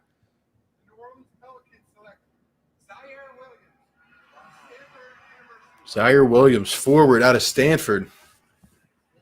Zaire Williams. Zion and Zaire. I'll tell you what, man. And this pick here, Zaire Williams, that's going to go to the Grizzlies. Why does it say proposed trade on the Oh, the Grizzlies. because of the trade that happened a couple days ago. Did you see that with Valanciunas and Steven Adams? Oh, I did see that. Yeah. I thought they were going to take Kispert here. Kispert's the best shooter in his draft. But So the trade wasn't official. That's weird that you trade a pick and then you draft the player. I think it can't become official until the new league year, but because of like cap reasons and stuff. But So they would have had to agree. I mean, did the Grizzlies have a say maybe in who they just drafted? Like that's just so weird to me. They told them who to draft. Oh, okay. I'm like, I can't imagine. Hey, we'll give you this pick, and then we're gonna pick somebody that you don't want just to stick it to you. At that point, they wouldn't even trade with them. But now the Hornets are on the clock, and yeah, you're right. Scherzer's gonna probably go to the Dodgers. So he was supposed to go to the Padres, and then now he's going to the Dodgers, which is crazy. Wow. Tell Zaire Williams to stay clear of peanuts. Wow. Oh man. This is nuts, man. Daryl Morey, can you please wake up, man? Please, Daryl. Give us some sign of hope, man. I haven't even seen any Sixers reporters say a word. It's like they all went to sleep, man. Yeah, they haven't said a word. I'm about to go make some coffee, not gonna lie to you. Late night coffee. Yep. Now we got the Hornets on the clock. They traded they made a trade too. Yo, this was really Ben Simmons today. Yeah, I saw that. Something about that guy, man. He is so unbothered. It's honestly becoming just funny to me. I'm like, this guy's just trolling everybody and collecting a check. It really is. Any trades to go down while I was gone? Nope. The Hornets made a trade, I believe it was earlier, and they acquired Plumlee from the Pistons, which I didn't really care about, but I was just like, wow.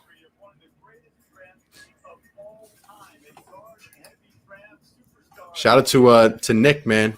Coming to, I think he's one of your new members. Yo, thanks, Nick. Thanks for being a member, man. Appreciate it. Shout out to Nick, man. But yeah, the Hornets, they traded for Mason Plumlee, I think, from the Pistons.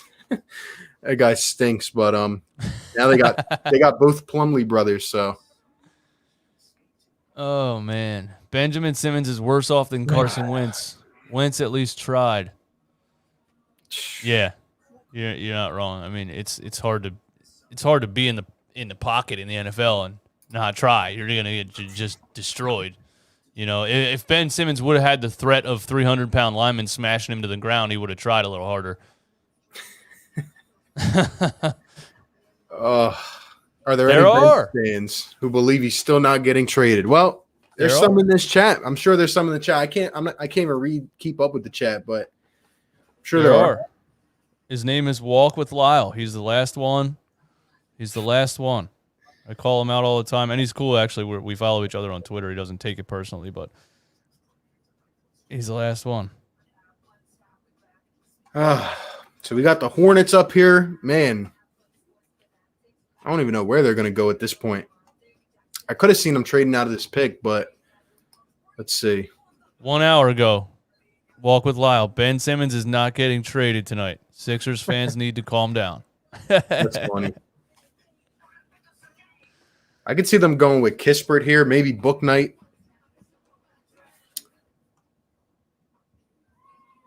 Guess they solved their big man problems by getting Plumlee. But you guys let me know in the chat. What do you guys think is going to be the pick here? Somebody said Walk with Lyle and Wesley Stone are the two left. Oh man, they come on the vids every day. Wow, it is what it is. Hey, Clint, you can't say that. And you can't say that on YouTube. We're not even gonna have to block you. YouTube's gonna block you if you type that out. See, this is why I can't read the chat. You got people in the chat saying Ben got traded. Like I can't even look at the chat anymore. Yeah, they troll. We got 650 people in here. We don't have time for that. I learned that the hard way. I would always be like, "What?" And then I go check Twitter, and then they all laugh at me. I'm like, "Okay, funny, real funny." They did that to me yesterday after you put out a fake tweet. No, Clint, I wasn't mad at you. I'm telling you, YouTube will ban you for saying that. You got to you can't say that. My YouTube chat had me fooled yesterday when you put out a fake tweet as Adrian Wojnarowski. Oh yeah, that was on your Twitter. I don't know why I thought to do that. I was like, "Oh, I'm gonna make it." They started trolling me, man. So many people fell for it, and the ad name was Woj Bomanowski. Did you see this back and forth with Dame Lillard earlier, and the guy that this one source that put out a thing about Dame Lillard saying like he's willing to forego paychecks and stuff like that? No, I didn't see that. Dame gets so mad at people who make up stories because he doesn't like it. I mean, I wouldn't like it either. But what did he say about him foregoing paychecks? That's what this one source said, and Dame just keeps ripping him on Twitter, and he was just having a field day with him. He was like, "I'm the ultimate source." All this stuff, like, it's wild.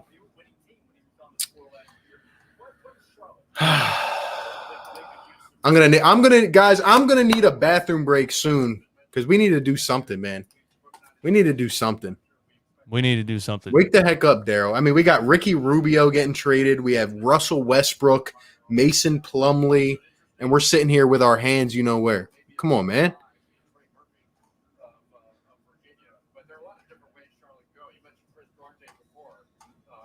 Hornets need a starting center. Yeah, but they just traded for a center, even though he's not a starting center. But Plumlee. Yeah, he stinks. But yeah, that's a weird. Maybe they'll take that guy from Turkey then, Sengun. That's a weird. That's a weird trade. I mean, I guess Plumlee's a veteran, can be a backup, plays hard.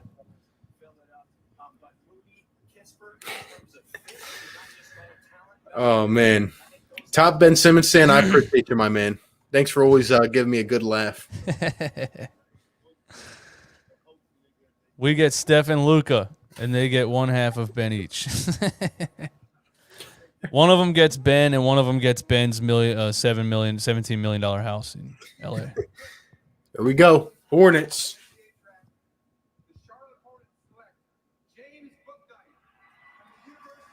James Bouknight.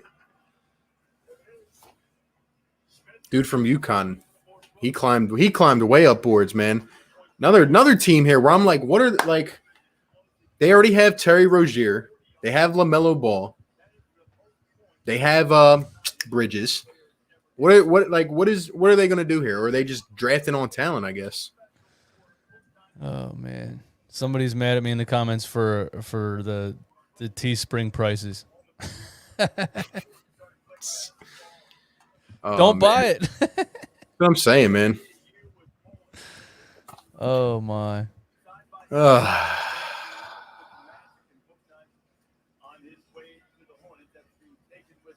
Yeah, there's trolls in here. We're not really worried about them, man.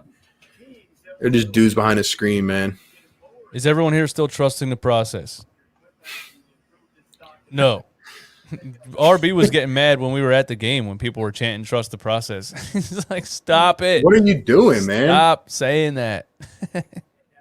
And if you guys think that Ben Simmons is going to come back to the Wells Fargo and just get welcomed in, you got to go to a game to see. Like, it's ridiculous. Yeah, no. They were chanting "Trade Ben Simmons" as he was walking out of the arena. I mean, he had 3 shot attempts. We were screaming every time to shoot the ball. Like, it's unbelievable. But shout out to Dominic with the $2 super chat. Ben for Fox. I'd throw in our first round pick too. So would I. I would do that.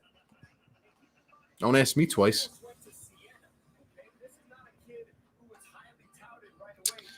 Let's see. Birds Nation, my guy. What's up? Shout out to Birds Nation with the $3 super chat. I want him gone tonight. Yes. I love people making demands. I love it. Now, Daryl Morey, now. I want to hear. I'm really interested to hear Daryl Morey's his presser at the end of this, where he's going to say they're gonna ask him right off the bat. Like, what are you thinking about these offers that I can't wait to hear are that. coming out? I can't wait to hear that. They are just. I mean, and what the funny thing is, it's gonna be Howard Eskin. It's just such a good show when it's Howard Oh, Eskin asking man. questions and Daryl Morey laughs at him and like they know everybody hates him and he just doesn't care. I just love Howard Eskin so much. I hate a lot of the things that he says, but his just cockiness is just so funny to me. Somebody's got to ask the question, man. They can't keep asking the same old, especially when Doc tried to insult these guys. I mean, Yeah. so Yeah, when Doc Rivers yelling at D-line, I'm like, it was ridiculous. What did you think they were going to ask you, Doc Rivers? Like, seriously, you really thought Ben was going to shoot 3 times in a Game 7 and you were going to come up in the press conference and they were going to ask you, like, why Shake Milton wasn't good? Like, you knew they were going to ask you about Ben Simmons and he just got all weird about it. I think that was in the first round, actually, when he flipped out about Ben Simmons. After Game 7, he finally admitted that he needed to shoot the ball. Spurs are on the clock right now, number 12. Who knows what the Spurs are going to do? Apparently, Daryl Morey tried to take their whole team for Ben Simmons, but or all their draft picks, I mean. The Spurs, yeah, he tried to take all DeJounte Murray, or that was a couple weeks ago, but shout out to Aaron coming with the $2 super chat. We appreciate it, man. Shout out to everybody showing love tonight. He says, I would love Ben for CJ from the Blazers. What do you think about that? Yeah, I like it. I mean, if you can't get even, part of the haul that Daryl Morey's trying to get for him, if you can't get, if you're going one player and you can't get Dame, CJ's a good scorer, good shooter, veteran dude. Him and Tyrese Maxey together could be great at the top of the key. Hey, I would do it, but other people make me sound crazy when I say I would trade Ben Simmons for CJ McCollum. So, I mean, at the end of the day, we have to get a scorer, right? We have to get somebody. So, I want to get a gauge of like what the actual value is for Ben Simmons. I still don't know. But I don't know. Yeah, Either. we'll probably hear in the coming days, man, and especially with free agency coming. Because let's be honest, the free agent class is not that strong. Like for what we need. No, it's not. So for what we need, it's not. Shout out to Chris, man, with the $5 super chat. As a 30-year-old dude, I've seen enough. Trade Ben, please. Shout out to both of you for taking the time to stream with us. AMC and GME stock to the moon. Shout out to Chris, man. We appreciate it, man. We're hanging out, having some fun, even though we're hoping for some news, man. We are. But I am going to take about 5 minutes and make coffee because I'm getting tired. There you go. When I come back, I'm going to go to the bathroom or something. Hopefully something happens, but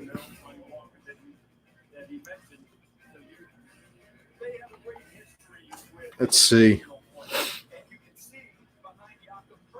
See, I can't go on Twitter without seeing these rumors, man.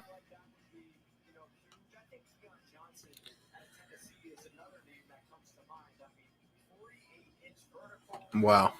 This has been I thought there would be more trades in this draft so far, to be honest. Chris, shout out to you, man. Let's see. Hold on, let me get this weirdo out of here. All right. Dominic, thank you for the $5 super chat, man. It says, would you rather Morey make a trade or get a huge return? Well, I would rather both. I'd rather get a guy that we need that's going to hold it down for us. It's going to be our top tier player. But I mean, we don't have to make a trade tonight. Like however long it takes, we'll be, it's going to happen eventually. And if it doesn't, then that just means Daryl went way too high and never came down at all. But I have a feeling Daryl Morey is going to make something happen. It has to at this point. I just don't see a way that we can run it back, especially with just with how everybody is, man. I just don't see a way we run it back. but we're looking to get the most we can, and we have to see what the value is right now. So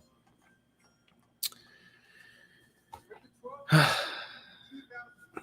NBA draft. The San Antonio Spurs select Joshua Primo from Toronto and the University wow, of Alabama. Josh Primo at number 12. What the heck? Wasn't this guy supposed to go in like the 20s? Yo, the Spurs are going downhill, man. Let me know what you guys think in the chat about this pick. I saw this guy mocked in the 25 range. Wow. The Spurs, they got to blow it up, man. How Josh Primo at number 12? Wow. Wow. I don't even know what to think right now.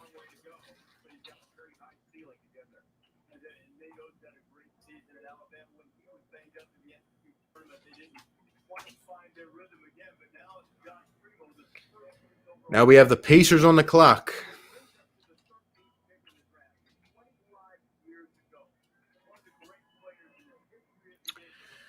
And Pacers are on the clock. Who knows what they're gonna do, man? See who's still on the big board here.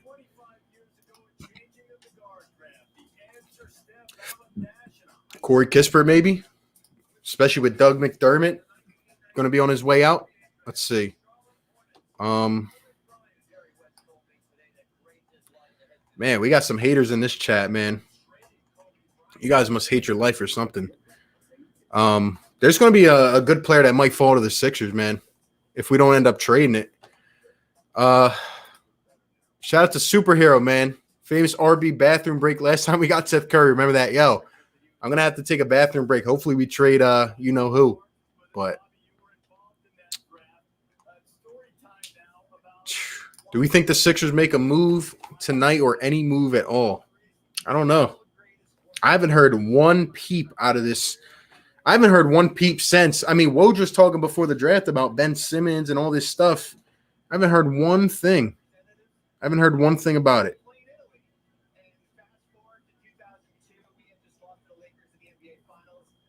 All right, I got to stop going on Twitter, man, because I just keep getting leaks. So no spoilers in the chat. You guys, look, if breaking news breaks, right, or if something important or related to the Sixers or a huge trade goes down, just start spamming Woj bomb in the chat. Just start spamming Woj bomb in the chat. I can't keep looking at Twitter because I'm going to keep seeing the picks, and I don't like to do that. It's just very annoying. Round 2, pick 32 in ESPN. That's a stretch for Primo, man. This has kind of been a boring draft so far. I thought there would be a couple trades by now, but maybe the Pacers go with Kispert. We'll see.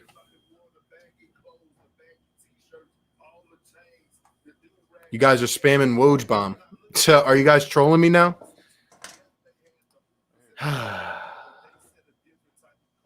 Let me guess. Nothing happened. You guys, all right, let's go see. Let's see. All right, did I miss a Woj bomb? Did I miss something? Nah, I told him if something important happens, like a huge trade, to spam Woj bomb in the chat, and they just started spamming it, and nothing happened. But yo, you can't tell them that. The Spurs took a player at number 12 that was mocked to go number 32. Really? Yeah, some guy named Josh Primo. Wow. That's a reach. Seems like a reach. I guess they really, really liked him. That sounds like some Howie Roseman type of stuff. Pick 12, man. They took him 20 spots ahead. Hold on. Let's get this dude John Taylor out of here. Dude sounds like he never had a female in his life. He's just straight hating, man. Yeah, I saw his comments. No, stay here. Come on, hang out.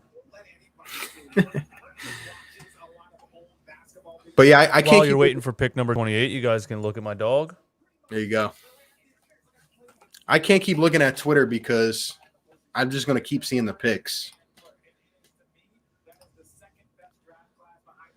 Jackson said YouTube's coming to get you after you're showing that beard, DJ. No, I've Googled it before. I'm allowed to drink on YouTube. I'm just not allowed to entice underage people to drink. So there you go. After this pick, I'm going to go to the bathroom, so let's hope something happens.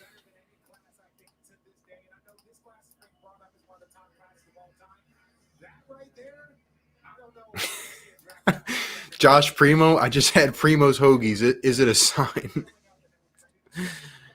I think it is. Man. Best draft class, 1984 draft. You think that's the best draft class? 1984? Are they saying, best draft classes? Okay, I was going to say, are they saying that's better than 2003? LeBron, Dwayne Wade, yeah. Carmelo. What are you guys thinking in chat? What's the best draft class of all time? It's going to be hard to beat 03. Jordan, Barkley, Olajuwon. That is really good draft class. That is really good draft class. I wasn't even born in 84. I wasn't either. 96 better than 2003. Here we go. That's a good pick. That's a good pick. Chris Duarte, number 13. I can't believe that he went there, though. We got 15 to go. Dude, I can't believe he just went number 13 as well. That's 2 in a row. People really like the 96 draft class, man. Josh Primo, the guy that just got taken, is the youngest dude in the draft. And this guy, Duarte, he's 24 years old.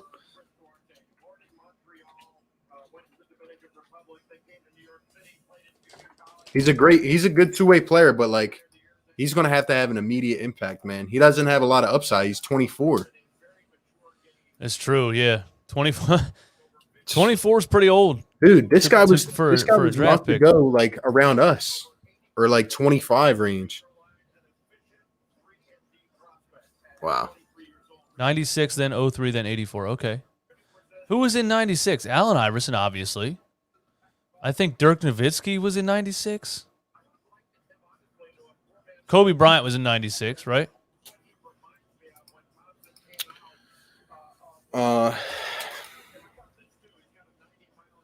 Kobe. Hold on, I'm trying to get this banner right. Iverson, Ray Allen, Steve Nash, Kobe Bryant. That's better than Jordan, Barkley, Olajuwon. I'm a big-time Allen Iverson fan, but I'm not putting that over Jordan, Barkley, Olajuwon. Stephon Marbury was in 96 too. Nice. 97 was where the Sixers dropped the ball. Could have been Tracy McGrady. Could have been Paul Pierce. Could have been a lot of players. Keith Van Horn at number 2. Keith Van Horn. Terrible. All right, I'll be back. Steve Nash, Kobe, Ray Allen, Allen Iverson. That is a really good draft. That is a really good draft. Larry Hughes. I remember Larry Hughes. Larry Hughes. Was it Larry Hughes? I thought it was Keith Van Horn the next year at number 2.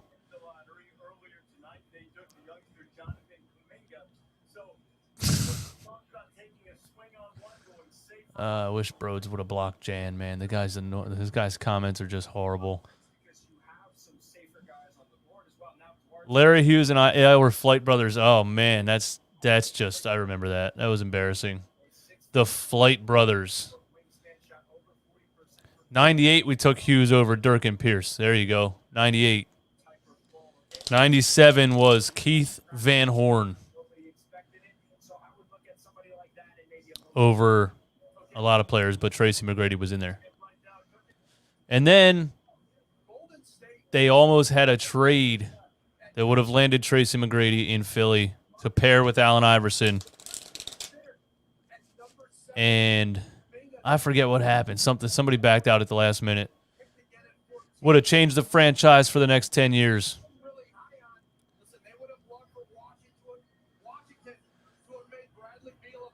76ers are the worst and best teams to team. Yeah, they really are.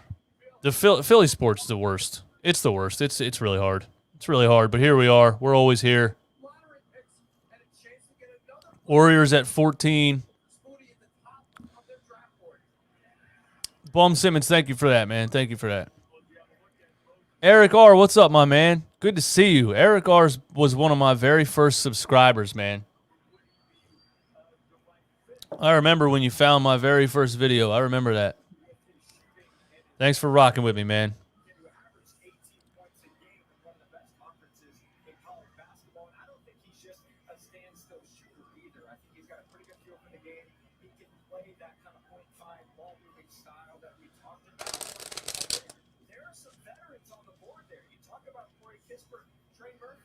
Paul Pierce was a bad miss.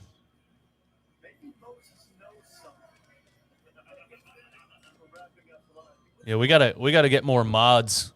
We gotta get more mods in the chat. Too many trolls. Trolls are really weird, man, because like, just what do you get from it? You know, it's just weird. Like, there's like 800 people in the chat or something like that. There's like 700 people in the chat, and you know, why would you want to be the one guy that's like saying weird things that nobody likes? Why would you want to be that guy? Why don't you just not be that guy? Just don't be that guy. It's very simple to not be that guy. All right, let's do this. We got to pass the time to pick 28, where I think the Magic is going to go down. Let's play Sixers trivia. Are you guys ready to play Sixers trivia? If you get the answer right, if the chat gets the answer right, what do I have to do? If the chat gets the answer right, I got to do something. I'm going to ask Sixers trivia questions. Yeah, Nick, I wish I could add mods on StreamYard. You can only add them straight from YouTube, and I never remember to do that, so there's none. Sixers trivia, and if you get the answers right, I got to do something. Not something too crazy, you know, something like, I don't know, 25 push-ups or something like that. Take a shot. Maybe take a shot. No, I don't have any liquor in the house. Get drunk on stream. Chug a beer. I don't have any light beers. I only have Trogs Perpetual IPA, and that is not a chuggable beer. All right, I'm back. Did anything happen? Miss anything? Nothing happened.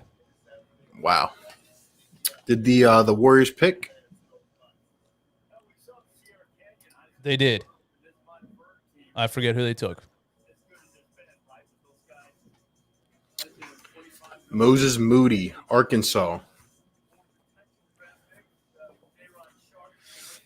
Philly picks 28. Somebody said what pick are the Sixers? All right, I said to pass the time we're going to play Sixers trivia, and if the chat gets the answer right, I got to do something. Somebody said pink beard again. No, we're not doing that. Nope. Shave off your stash. Not happening.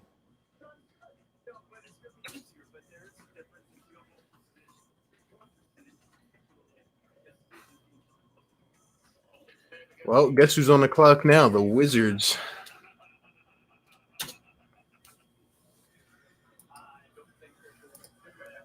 Beal, Shifty, are you trolling?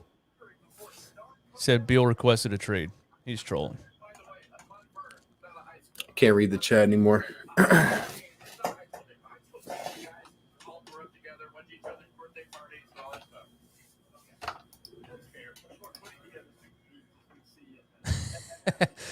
If you get the answer right, I have to compliment Ben Simmons. That sounds fair. First question is, what were the Philadelphia 76ers originally called? If somebody puts the wrong answer in the chat, it's wrong. You got to work together. I'd like to take a moment to recognize Terrence Clark,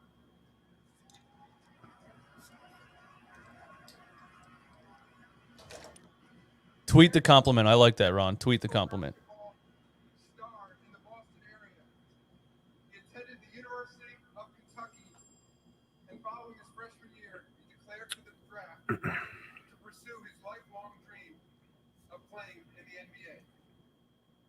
Terrence was expected to be drafted tonight, but he tragically passed away in April following a car crash. He was 19. His extraordinary talent, commitment, and dedication to the game. Paul had the first right answer. Syracuse Nationals was the right answer, but somebody said Philadelphia Warriors before that. Chat takes a L. Chat takes a L on the first trivia question. His sister, Tatiana. Oh, God, they're doing this. They're doing this sad story thing. To all of those who knew and admired Terrence, please know that he will forever be part of the NBA family. Damn, that's terrible, man. Rest in peace, Terrence Clark. Oh, yeah, I forgot about that. To now announce that with the next pick in the 2021 NBA draft, This is nice. His mom gets to do it. Terrence Clark from the University of Kentucky.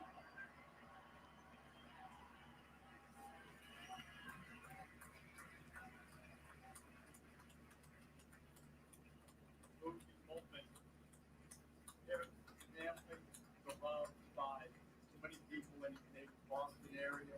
Dr. Calipari tweeted today about so many dreams are going to be realized. This is going to be the night of Terrence Clark.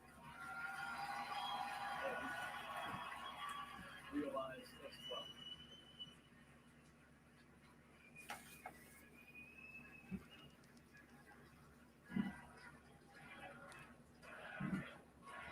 Chant goes up for Terrence Clark. Late former Kentucky Stars rejoin the league end.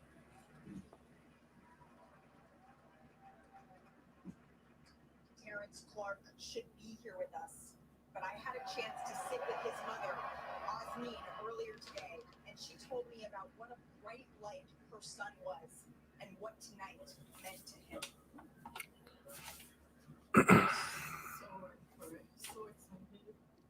And this is very sad. Yeah, I don't even want to say anything right now. It's just, Am I ready for this? This is big. Like, and I'm like, yes, Terrence, you wouldn't have been in this position if you did. If people didn't think you were this good. A foundation has been set up in Terrence Clark's name.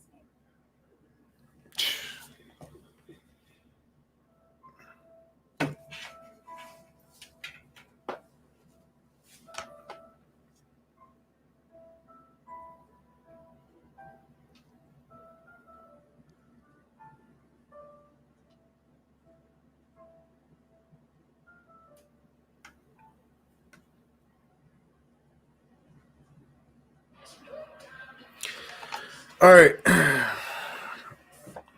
Figured we just, not even say anything during that. That's just terribly sad, man. Prayers out to his mother and sister and family.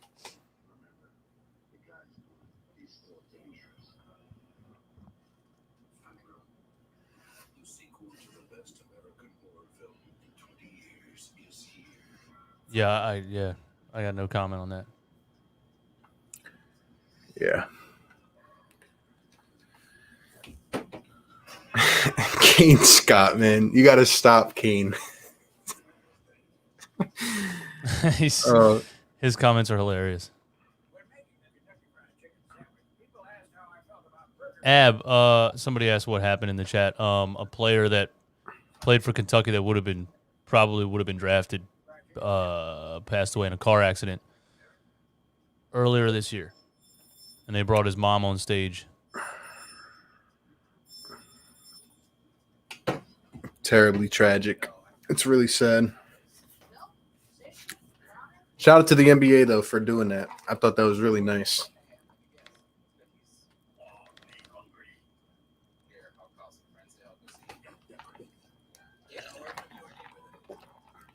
All right, we need a mood picker upper. That was really depressing. That kind of got to us, man. Daryl Morey's still quiet. Everybody's quiet. It's quiet on the fronts. Mm-hmm.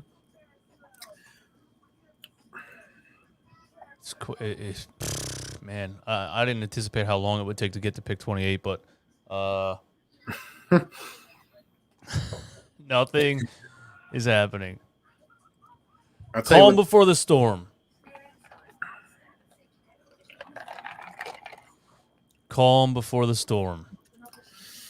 Top Ben Simmons stand. I like Bones Highland a lot. I like Highland. I like Trey Mann. I like the center Bassey. I think there's some, and I would love Jeremiah Robinson Earl from Nova, man. You know I love my Nova guys. If we have a chance to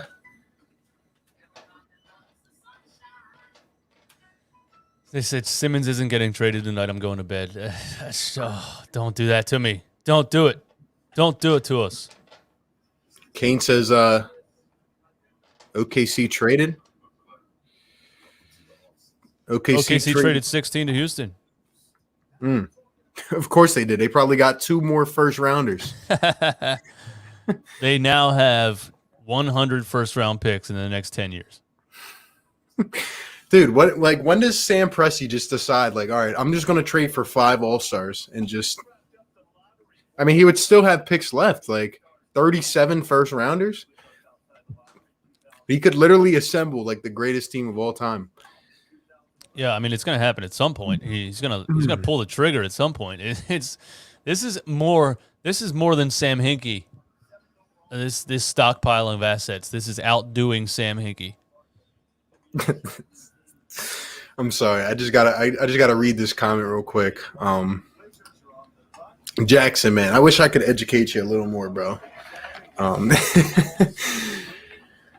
Give me a second. First and foremost, I don't think I've done one video about a Tobias Harris trade. I haven't either. I don't know who he's talking about. Here's the pick.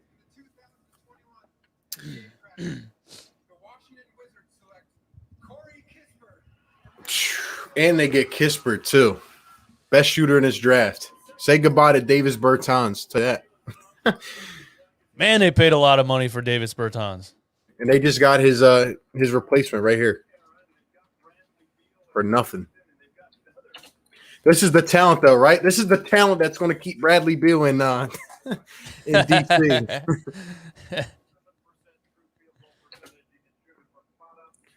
I guess. Oh yeah. So I guess the Rockets have the next pick then.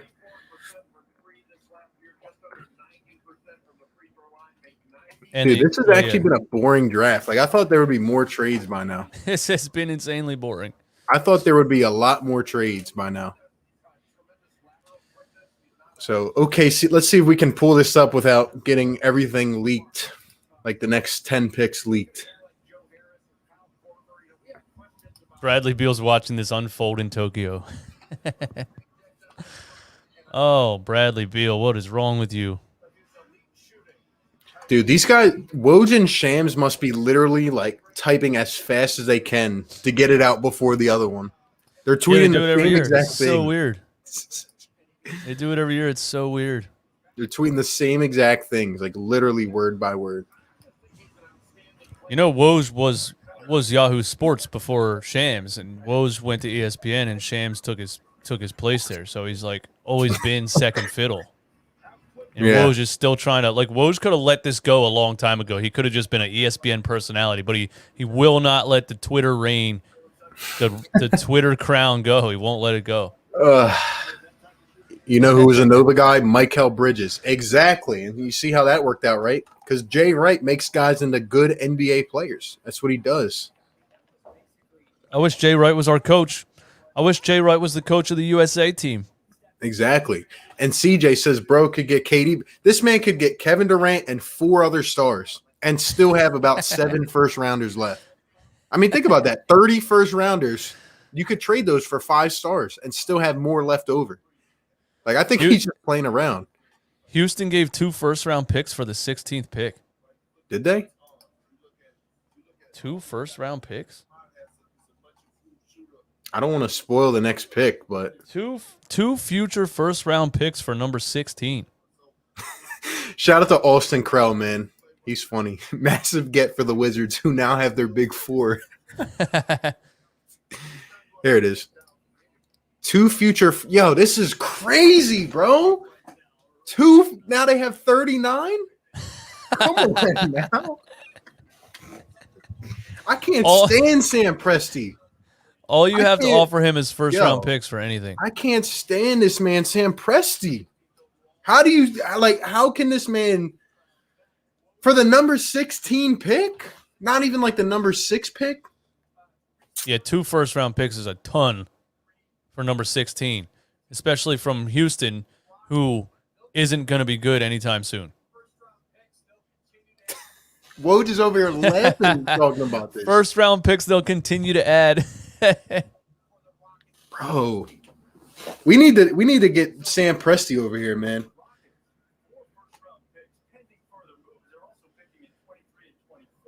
They're also picking at 23 and 24. This is ridiculous, yo. Watch And him yet trade those. Sam Hinkie got exiled for this, and it was nearly not as bad as this. Nope. Yep, exactly.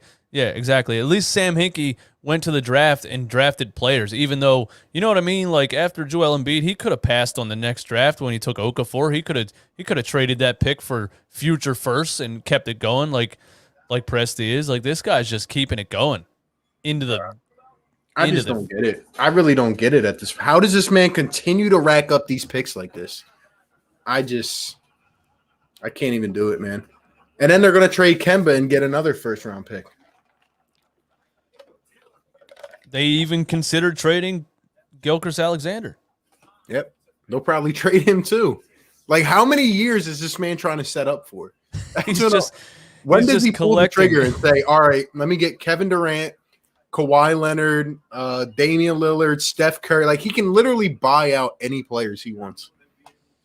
But, Adam Silver would step right in. And how has this man not been fired yet? Yeah, how has he not been forced out like Sam Hinkie was? Yeah, how have they not sent Jerry Colangelo in there? Remember the game this year when we played him and we beat him by like 60 points? Or someone beat him by like 60. And we were running all over those guys. We were running over those guys. He started it when he traded Danny Green for Al Horford in a first, right? Yeah. And then he benched Al Horford, who was healthy. Yeah, he benched him. They literally just said, we're sitting Al Horford down for the rest of the season. They didn't say anything about an injury or anything. This guy just gets away with anything he wants. Other teams are getting fined for sitting somebody for 2 games without an injury. They picked the guy from Turkey, the center. Alperen Sengun. Is it a stash player? Yeah. He's like, all right, listen, if I'm gonna draft, I'm gonna take a stash player, okay? And that'll go to the Houston Rockets. And let's see, who do we have on the board now? The Nugget, or no, not the Nuggets. Let's see who we have here now. Oh, the Pelicans. This was the trade, so it's going to be the Grizzlies, actually.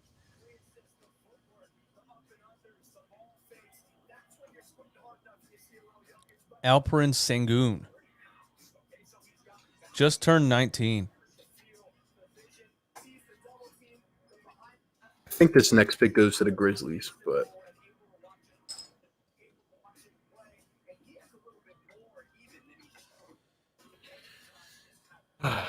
man, we did get fined for sitting Ben Simmons with an injury. Or what did we get fined for? I forgot about that. That was some COVID stuff we got fined for. Ben left the practice because we wanted to facility sit him. Yeah, and we were gonna have to like forfeit and stuff.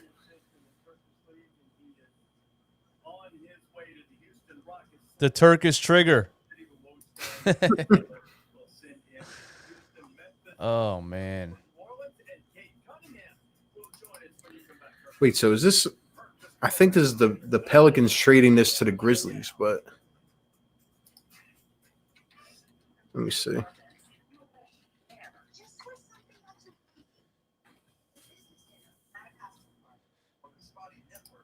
Oh, I just got a Shams notification. That is lame that they just tweet the draft pick. Don't trust first impressions to just any network. Go with T-Mobile, the crown jewel of 5G. Anybody want to split a turkey leg? Yeah, so the Grizzlies got number 10, and the Pelicans get number 17. But yeah, I can't even look at Shams' page anymore. No. Yeah, I forgot I had notifications on, and it popped up on my notifications to the top. He's the same dude that said James Harden would stay with the Rockets for the rest of the year, and now he's saying Bradley Beal doesn't want to leave Washington. Okay. Shout out to D coming with the $2 super chat. Sam Thanos Presti. There you go. He's unstoppable. He's absolutely unstoppable. Literally unstoppable. It's going to be funny when he trades 13 first-round picks for Luka Doncic or something. You're telling me that the Rockets gave up 2 first-rounders to get that guy from Turkey? Like, there's some fraudulent business going on here in the NBA. I'm telling you, man. There's no way that really just happened. I'm getting tired of Sam Presti.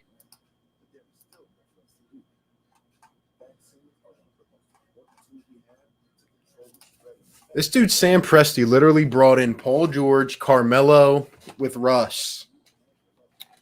And then he literally broke the entire team up and has just been going for pick after pick after pick. Yep. And got away with losing on purpose. And he's throwing the lineups out there of Moses Brown and Pokuševski and I don't even know who else. Like Kyle Guy, and I mean, like, it's ridiculous, dude. How is Russell Westbrook going to look on the Lakers? That is just weird, man. LeBron, Westbrook, and AD. I can't wait till LeBron and Russ start fighting. Yeah, because Russell Westbrook's never been able to take a back seat to anybody. Giacomo. Yo, Houston. Is that what it is? That's actually a good point, though, because Houston gave up that whole package for James Harden, right? And they're literally strapped as it is. They didn't even win that trade. Nope. The third team won the trade by getting Jared Allen. And now Houston gives up two more first-round picks. Like, what are they doing, dude? Well, they got Karis LeVert in the deal and traded him to the Pacers right away for Oladipo. Yeah. Didn't make any sense either. Then they ended up trading Oladipo for Kelly Olynyk and Avery Bradley. What's going on down there? Oh, man. Can we get a damn trade notification or at least something like? And like in the middle of being horrible, they signed John Wall or they traded. Did they trade Westbrook and get Wall back? Yeah, they got Wall back for Westbrook. Yeah, they haven't won a move in a long time.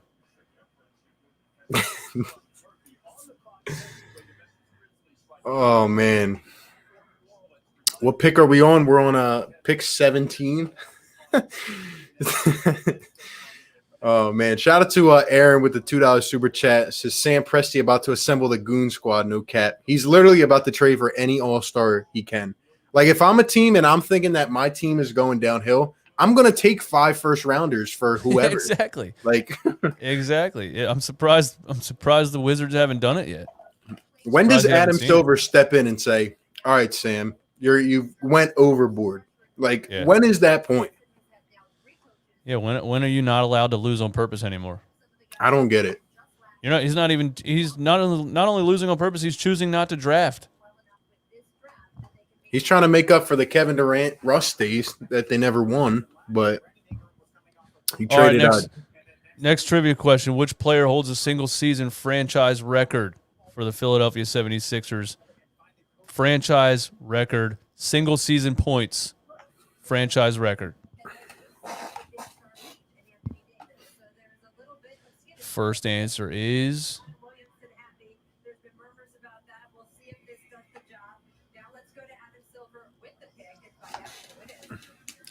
Let's see who they're going to get for Zion.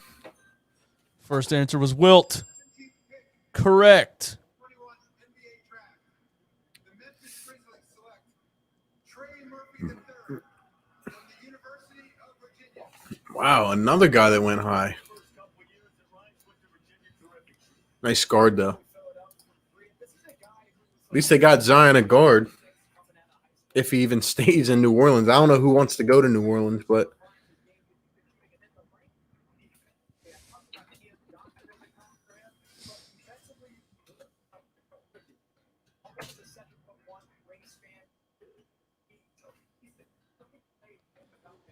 Trey Murphy the third.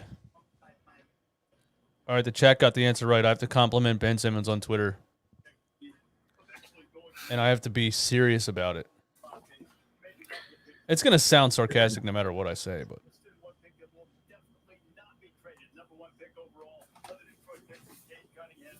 I'm sure you knew that this was going to happen that moment when they announced your name as the number one overall pick in the draft. How would you describe that moment? It's crazy. So many, different feelings running through my body. shout out to Aaron coming in with the $5 super chat. Says Adam Silver fears Sam Presti at this point. He's become too powerful. Sam Presti's going to take Adam Silver's job away from him at this point. He can do anything he wants, honestly. Too many draft picks.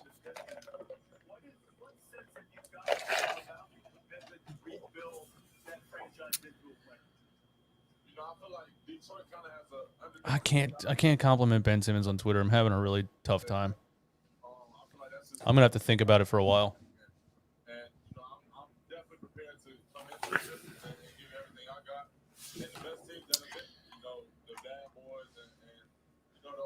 Look at Dame's comment on Complex Sports Instagram page about 76ers offer to Warriors.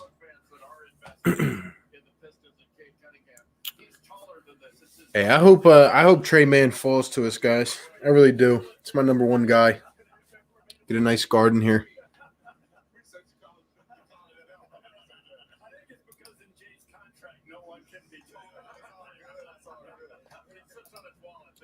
Sam Presti's way too powerful, though, Aaron. He really is.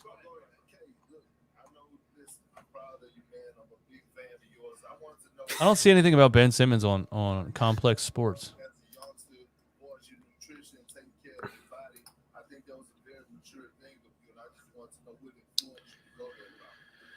Let's see.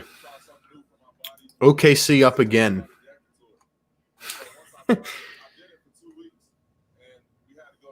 OKC's up again.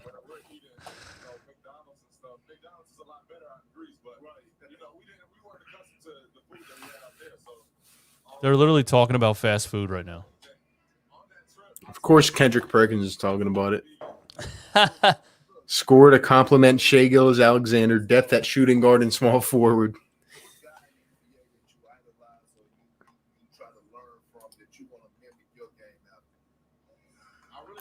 Let's see. Who do you guys think they're going to take here, man? I have no clue.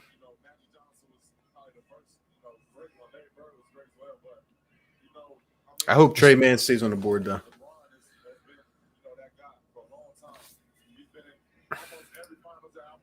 I hope Trey Mann falls to the Portland Trail Blazers after we trade the pick for CJ.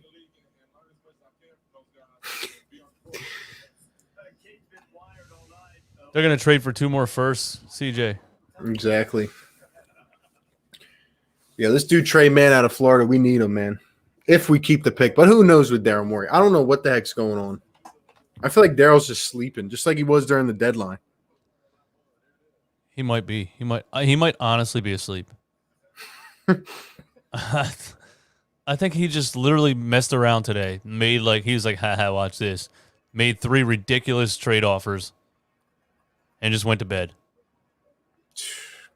I'm gonna look up some Sixers reporters and see if they've said anything. How is Ben good at Call of Duty but not in basketball? Kane says I'm not going to like this pick. And if they pick Trey Mann, I'm going to sleep. That's kind of high for where he's projected, right? Yeah, and if OKC takes him, I'm done. Unless they trade him to us. Acquire all those picks and then draft Trey Mann. Dude, these Sixers reporters are absolutely just stone cold silent. Like,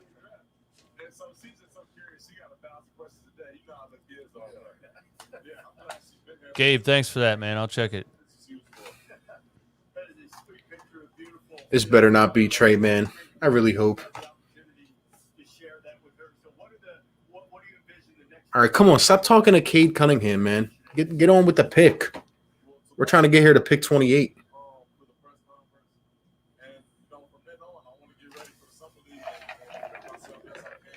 Wow, that really is Dame. Wow. Complex Sports made fun of the offer that Daryl Morey sent to the Warriors, and Damian Lillard commented laughing emojis under it. Dame's funny. Dude, this pick has been in for 2 minutes, and they're still out here talking to Cade Cunningham.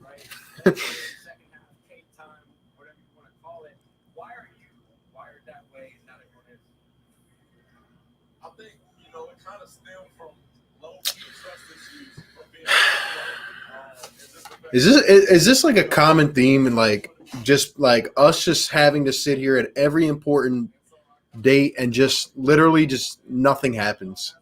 Like this is us. This is what happens to us online. Let me tell you, let's start a conversation, right? If Daryl Morey doesn't make like a significant trade this offseason, what do you think of him as a GM? I can't see that. I if that happens, then I'm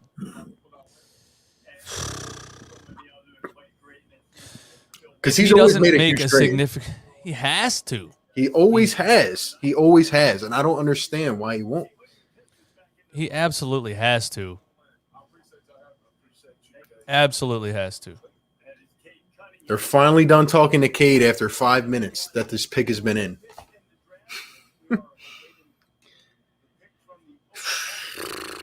Knicks trade 19 to the Hornets for a future first. Really? Yep. Dude, where is Adam Silver at? Where is he at? Like, are they trading this pick or something? Like, yeah, what's taking so long? We got Kendrick Perkins talking about McDonald's up here, trying to kill time.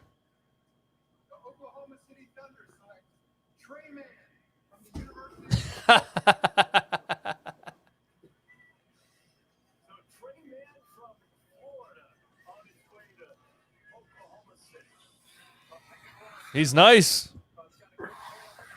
Hey, Sam Presti somehow just stacked up more draft picks and made a good draft pick.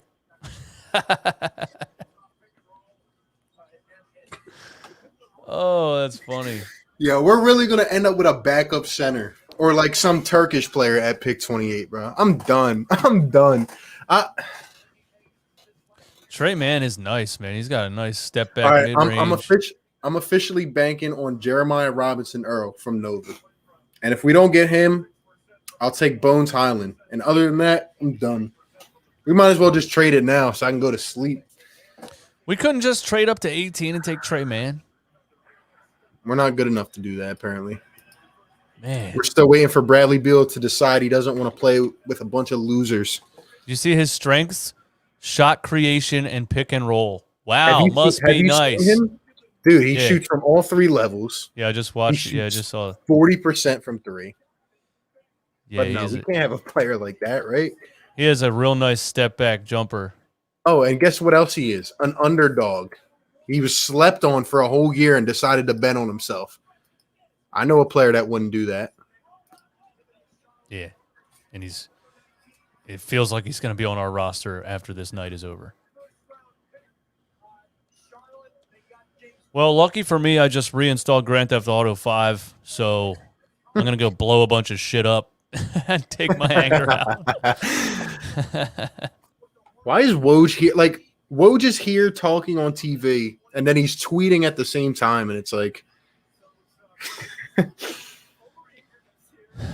This is getting depressing. The chat's getting very depressing, but it's warranted. The Sixers are the only losers. Doc wouldn't play him anyway.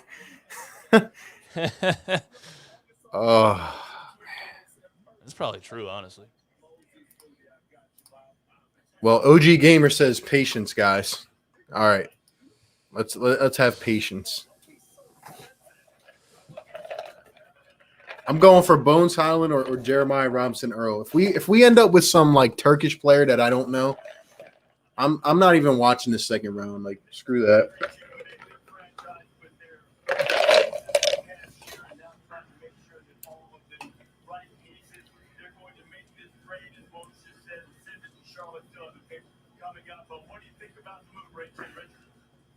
How did Kendrick Perkins get all the way to the... Dude, Like, they're switching from Perk, and then they're going to Richard Jefferson and Rachel Nichols. These are not the best reporters. There's just no way. You know who they should let talk? That's on the 4 panel, Mike Schmitz. That guy knows what the heck he's talking about. He studies draft stuff every single day. Like, Yeah. he's the guy that has the buzz cut. He's like the third one. I think he's the second one from the left. I have to see the table again. He knows what he's talking about. At the end of the day, ESPN's entertainment, but, you know, Yeah. like on the daily talk shows, I get Kendrick Perkins. He's entertaining, and he gets views, I guess. He makes people talk. They're losing everything on them shows, though. I know. But when you're actually putting guys on the stage that have to analyze the draft. Yeah. Like, They're out here cracking jokes with each other. It's gotten so bad.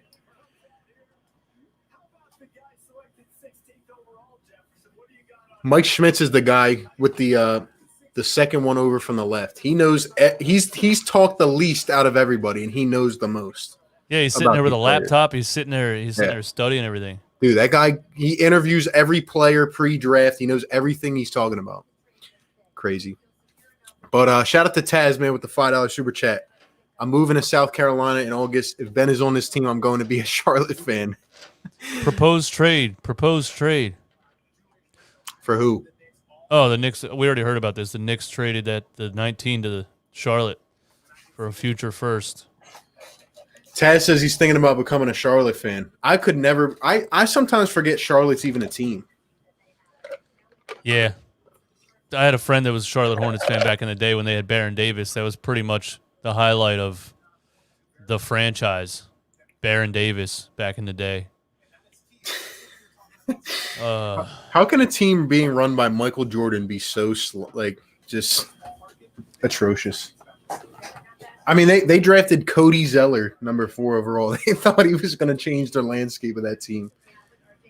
Cody Zeller. That's funny. Yeah.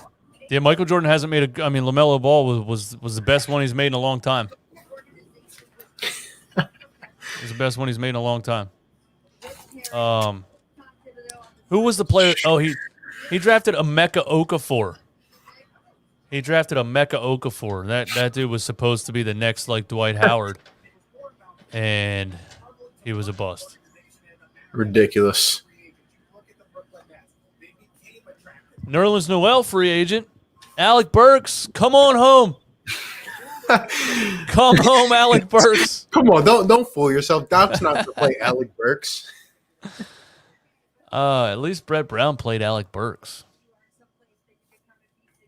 Yeah, for a little bit till he sat him in game 2 after he put up 18 off the bench in game 1. It's true. You're right. He did the same thing Doc does. As soon as somebody does something good, he sits him down.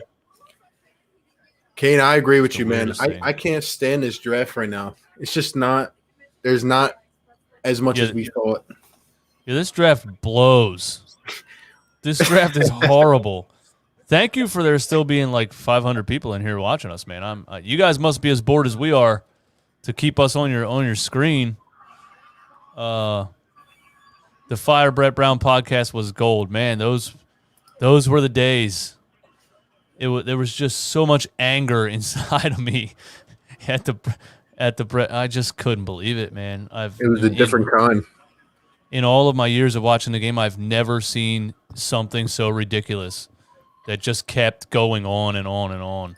You know what gets me? It's like it's how people still defend Brett Brown by pointing out what Doc Rivers did bad. Like just because Doc did something bad, that means Brett Brown should be defended now. No, they both did terrible. Like that.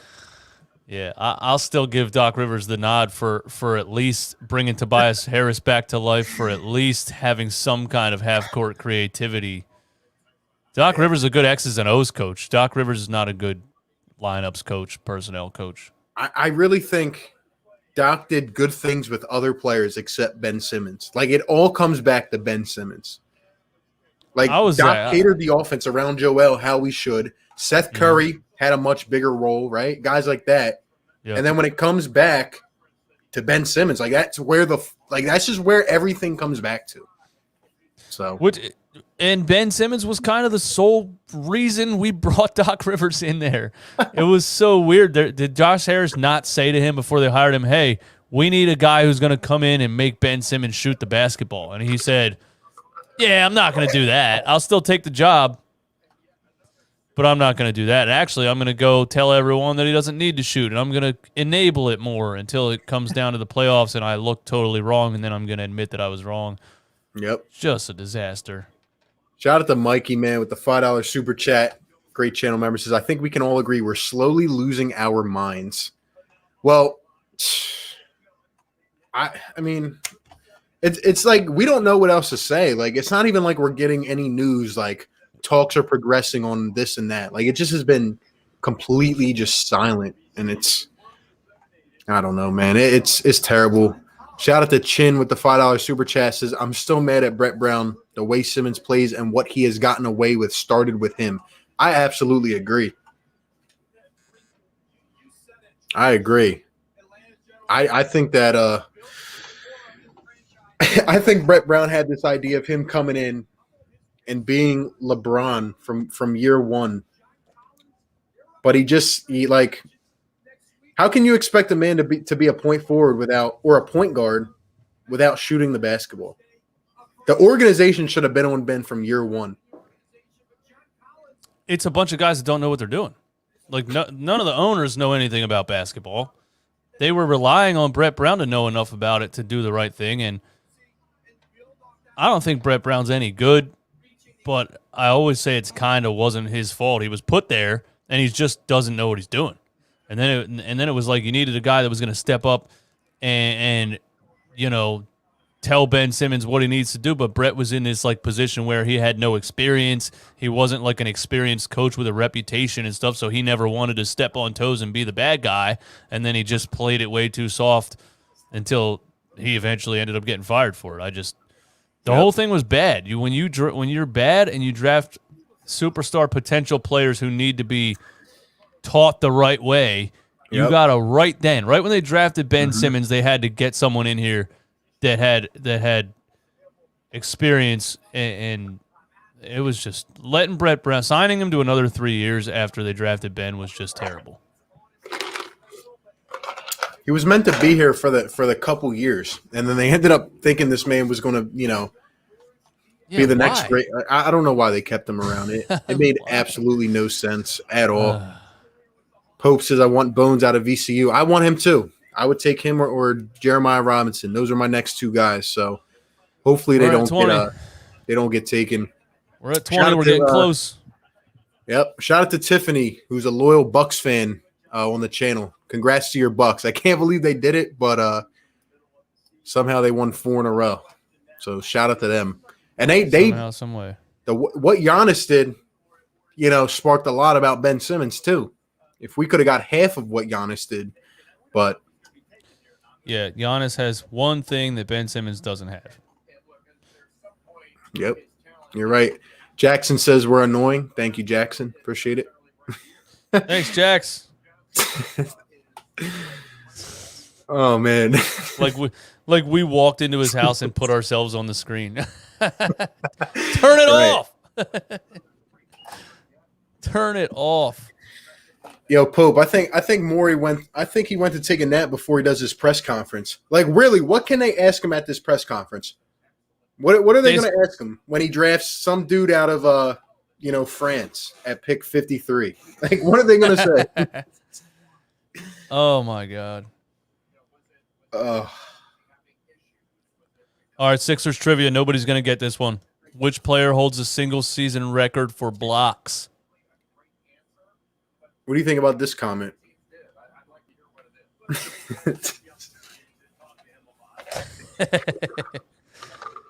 Jungian psychotherapy. The fact that it even has to get to a term like that shows where we are at with Ben Simmons.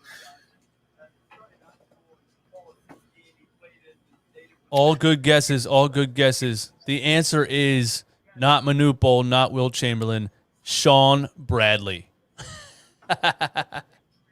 Sean Bradley has a single season record for blocks. Dude, the pick has been in for the Hawks for like 5 minutes. Here we go. Finally. With the 20th pick in the 2021 NBA draft, the Atlanta Hawks select Jalen Johnson from Duke. Shout out to Andre with the super chat. Why not get a point guard and let Simmons be a power forward? I don't know how he can be a power forward next to Embiid if he can't shoot. I mean, this should have been what the Sixers were saying a long time ago. How could any player who scores all of his points in the paint play with Joel Embiid? Like, that should have never been a thing. It doesn't make sense on the surface. My thing is, like, he can go do that for someone else. He'll be a decent role player. But for us, with our expectations where we're at as a team, we can't have a guy that just is going to play the 4 and can't shoot. Like, he's going to have to start shooting if he wants to sustain his NBA career. Will he do it? I guess it depends, but who knows? I don't know. I don't even know what position Ben Simmons plays. That's the thing about it. Like, I don't know. I don't understand his game at all. I don't understand. He's going to eventually be a backup center if he can't shoot. It's crazy to think about. But then again, he doesn't really have an inside game. So he's like a Rondo, I guess. Yeah. That's how I put it to people. I'm like, all right, he can't shoot a 3, can't shoot a mid-range. He's not a great finisher around the rim. He doesn't go through contact. He avoids contact all the time. Right, so what is he going to be? He doesn't have any post moves. What is he going to be? Yeah. I just think his defenders don't even think that half-court basketball is a thing. They're like, well, he's great in transition. It doesn't matter. I got to give you credit because you came out early this season, and I didn't want to buy into it before the All-Star break. But when people like you were saying, like, this dude doesn't have, the ambition that he does have is focused around accolades. Like, he doesn't have the heart to just play, like, a whole prolonged season. I didn't want to buy into it right away, but it was true, man. It's like, I just can't believe he played. Like, the fact that he put it on a pedestal for us for 2 weeks and then just stopped. I can't, crazy. I can't believe it, man. Like, if he hadn't done it all season, I would be like, okay, something's wrong with him. But he literally did it when he wanted to. And that's just the most embarrassing part. I mean, it's just crazy. And, crazy. I'm labeled one of the biggest Ben Simmons haters ever, but I was so happy during that 2 weeks. I thought, finally, this dude finally came out of it. And he stabbed me in the heart again. He was like, psych. Yep. Shout out to Daniel with the $5 super chat. Honestly speaking, if Ben could make like 70 to 80% from the line, could he still play the 4? If he could shoot 70% from the free throw line and just shoot a corner 3-pointer, and which we know he can do, right? Which he's done before, which he did more under Brett Brown than under Doc Rivers for some reason. Then he could. I just don't understand it. It's just so weird. Everybody overcomplicates it so much. It just shoot the ball. Right. We have to look at ourselves at some point and think, like, this guy's in his 5th year not shooting the ball. I've seen centers start to shoot in one season. Like, really? How long are we going to take this to this point? And then he makes that long Instagram post about how there's ups and downs, and I'm staying true through it all, and I'm remaining human through it all. Bro, it's not that serious. Just shoot the ball. All of this stuff that's happening is literally because you won't shoot the damn basketball. And you know what's crazy? He can. You're choosing to have all of this. He can. It's not even like he shoots like Sean Marion. He could shoot the ball. I know. He does it against the Cavs when we've already lost the game. Yeah. 3 seconds left on the clock. He lets it fly. Slap in the face, man. It is. Shout out to Richie with the $2 super chat. Any more Woj bombs tonight on Twitter? Nothing that I've seen. It's just been the same thing all night. We have a classic troll. I can't believe I haven't blocked this guy on Twitter yet. What's his name? Vin Fosh. Do you know him? Vin? Oh, yeah, blocked him a long time ago, yeah. Oh, my God. He says, source, Daryl Morey is working tirelessly to move Tobias Harris. This guy says we're getting everybody. But. Oh, Vin. Oh, I know who you're talking about. He actually acts like a source on Twitter. Yeah. But people actually follow him and act like he's a real source. Yeah. I mean, I got to give him credit. He swindles people. And they'll like screenshot his tweets and share them on Facebook pages and stuff. Like, dude, this is not a real source. Yeah. Wait, are the Knicks trading this one too? Wow, they're trading again. They're trading both of their picks. I feel bad for some of my fellow Knick content creators who did full mock drafts and they just traded their picks. Wow. Any more Woj bombs tonight? No. The Knicks traded both of their picks now for, I guess, future, even though I don't get why, unless they're trying to make a play for a star, like a Colin Sexton or somebody. Yeah, they were the ones that were rumored for Colin Sexton, right? Yeah, I guess they're just trying to put together a package, too. I think Colin Sexton is very overvalued. Think so? I think he's turning into something good, but I don't think he's ready to be a championship point guard yet. Same way I feel about Maxey. Yeah, Sexton just reminds me of Maxey. I've said it before. If Maxey got 35 minutes a game on a bad team, he would score 25 points a game. I mean, he would drive to the rim. He would hit his little floater. And Sexton's teammates hated him in Cleveland his rookie year. There was all those stories coming out. And then you look at his he's a starting point guard with 3 assists per game. And I'm like, all right, so he's not very well liked in the locker room. He gets 3 entire assists per game. He just one-dimensional to me. I don't think he's that great of a young talent. I hear you. Keon Johnson, so I guess he's going to the Pistons.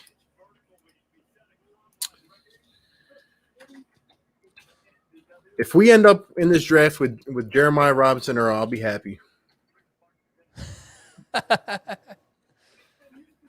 Robert with the super chat, man. That's a great question. I'm about to get it now. Sorry about that. Let's see. Rob, shout out to you. Yo, we still got 600 in the chat combined, man. If you guys haven't yet, cross over to each channel, hit the like and subscribe, man. Thank you guys for being here. Thank you for being here.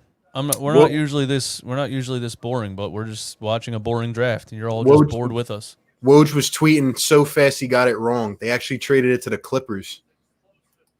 Way to go, Woj! So interested in beating Shams that you got the tweet wrong and talking on TV at the same time. Yeah, what? I don't know what the Clippers are going to do though. Like, if it depends if Kawhi's going to go back there or not. But shout out to Rob, man. Even fellas, who would you trust to take a shot, Ben Simmons or Cheddar Bob? Anyways, hope the Sixers get a good pick. Cheddar Bob at least accidentally shoots. Exactly. I'm taking the other option. I'll take Cheddar Bob accidentally shooting than Ben Simmons purposely shooting.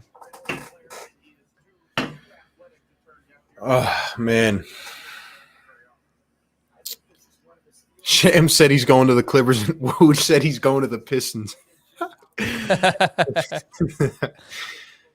Oh, man. Nobody knows anything. Samaj, All shout right, out to you. We're Don't at get worried. We're at 22. Lakers are trading this. This is the pick they're trading to the Wizards. So Yeah. Maxey works out with Rondo, learning the tricks. JC says, I'm chilling. Appreciate you guys streaming. Thank you so much. Yeah, thanks, JC, man. We both probably thought we would have more to talk about. This is just one of the most boring drafts I've ever seen.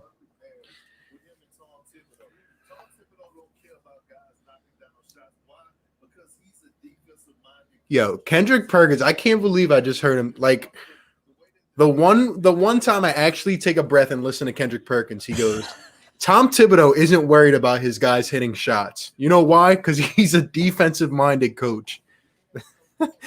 Like, what are you talking about, man? I can't even respond to that. That is the dumbest thing I've ever heard. How did this Tom man make Thibodeau is going to win games 0-0 in a tie. Here's Woj again.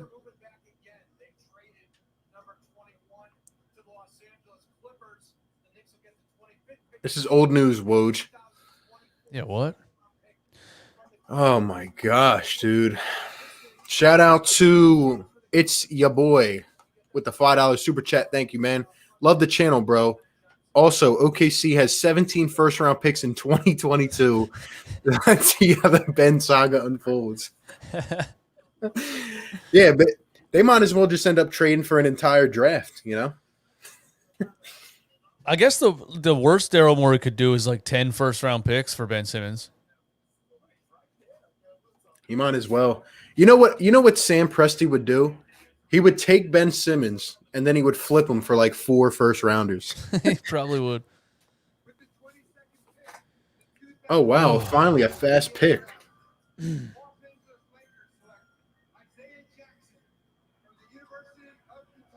Isaiah Jackson. So not trading Ben Simmons, what if they trade number 28? Sixers Matt on Twitter says 28 for Joe Ingles. Need I don't want veteran anything to do forward with help. Joe Ingles. That's just me, though. You don't like Joe Ingles? He's one of those players I just don't like. I love me some Joe Ingles, man. He just annoys the heck out of me. He looks like he does not play basketball. I know. He looks Joe like Ingles. he looks like the dude you would find in a GTA video game. I mean, He looks like Trevor wakes up on the train tracks in his underwear. I just hate when he starts talking his stuff. You can see like his 4 teeth missing. It's like, come on, man. Come on, Joe. He is just a funny dude.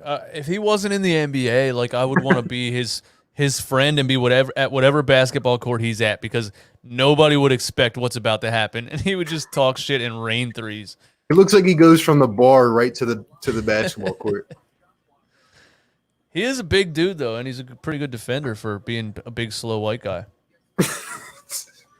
I just hate him. Like he's so ugly, but yet his shot just goes in. It's like, and it's way off to the side. This dude's like a certified LA Fitness hooper. Like, no doubt about it. If he wasn't 6'8" or 6'9", whatever he is, he probably would be. All right, so here's what happened, right? So this dude earlier from True Hoop, who's like one of the sources, right? He has a blue check and everything. He was talking about Damian Lillard, and he said he would forego paychecks to go to a big contender, right? And then somebody said, I think it was Dame Lillard, he was like, who names their site True Hoop?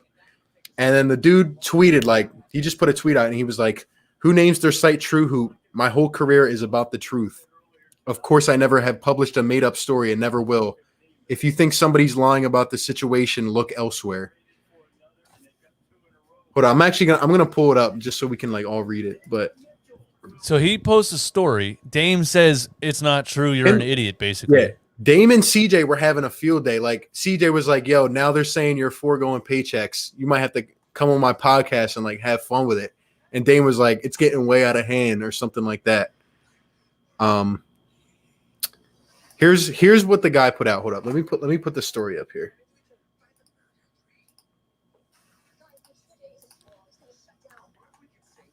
All right. What happened now? Aaron Holiday got traded. Just now? Wizards received number 31 along with Aaron Holiday from Indiana. Are you serious? Dude, we were supposed to get Aaron Holiday. The Wizards took the number 22 from the Lakers and traded it for Aaron Holiday. Wow. We were supposed to be in line. So the one player, Aaron Holiday, that we were supposed to be in line for, we couldn't even get him. Are you kidding me, bro? Like literally Drew Holiday's little brother. Wow. We were supposed to, they said we were interested in him too. That's I like crazy. Aaron Holiday, man. Good shooter, pretty good defender for his size. Like I like Aaron Holiday. Wow. We're not involved in anything. The Sixers are doing absolutely nothing. God, we can't even trade for Aaron Holiday. I don't understand what's going on here. But anyway, so this is what the guy said here. He's willing to forego paychecks to get to a title team. And then that's such a weird thing to say in the first place. Who does that? It's very weird. Then this came out earlier today. He put this tweet out. My whole career is about the truth. Of course, I never have published a made-up story and never will. If you think somebody's lying about this, look elsewhere. And then that's funny right there. And then Damian Lillard started coming at his neck here.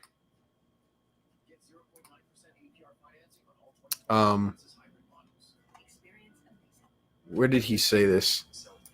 Oh, here we go. This was the great part right here. So he says, now ask yourself that same question about me. I've been transparent. I never denied where I stood following the season. Don't loop me in because of the state of the game. What you are reporting is simply not facts. I'm the ultimate source. So he just owned this guy. And then he goes, for sure, appreciate that, and you. But realize I work in a profession where my reputation is as important to my livelihood as health is to an NBA player. Please be very careful about calling me a liar. I take my job seriously, and I do not lie. Wow. And then Dame goes, please be careful? Question mark.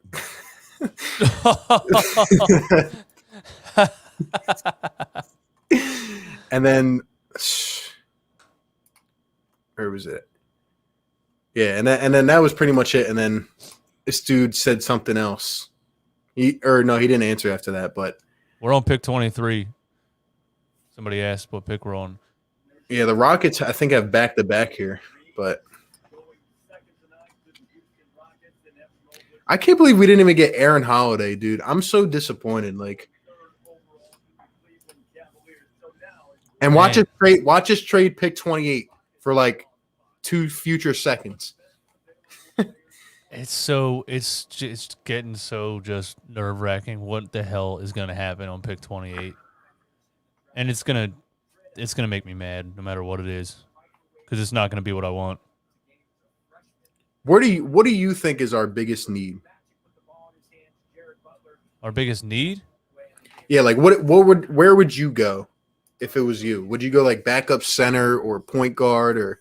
I actually like that backup center that was projected at 28 on the one that I was looking at today, and I was watching his highlights a little bit on the live stream earlier, and I was saying before that, you know, we're not interested in drafting and we should trade him and we're looking for contributors, but at backup center, the dude looks like he could play backup center, like he looks NBA ready, you know. So honestly, at 28, what's his name again? I forget again. Charles Bassey. Yeah, by the way, the Rockets just took Usman Garuba from Spain. If we don't do anything and they draft Bassey, I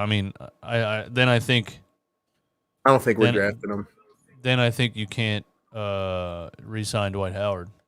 I'd rather have JRE than Bassey, but I think we're gonna trade it away. To be honest, I just want to see what we're gonna trade for. I'm going to go to the bathroom again. Hopefully something great happens. Here we go. That's perfect timing. Perfect timing, RB. All right, this is RB's bathroom break where things happen. Here it comes.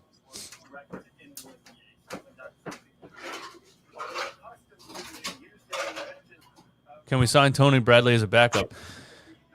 We had him. We traded him for George Hill.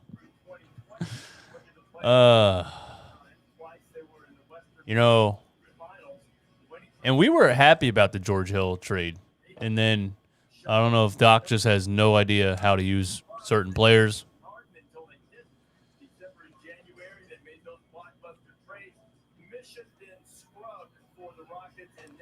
Houston Rockets, pick number 24.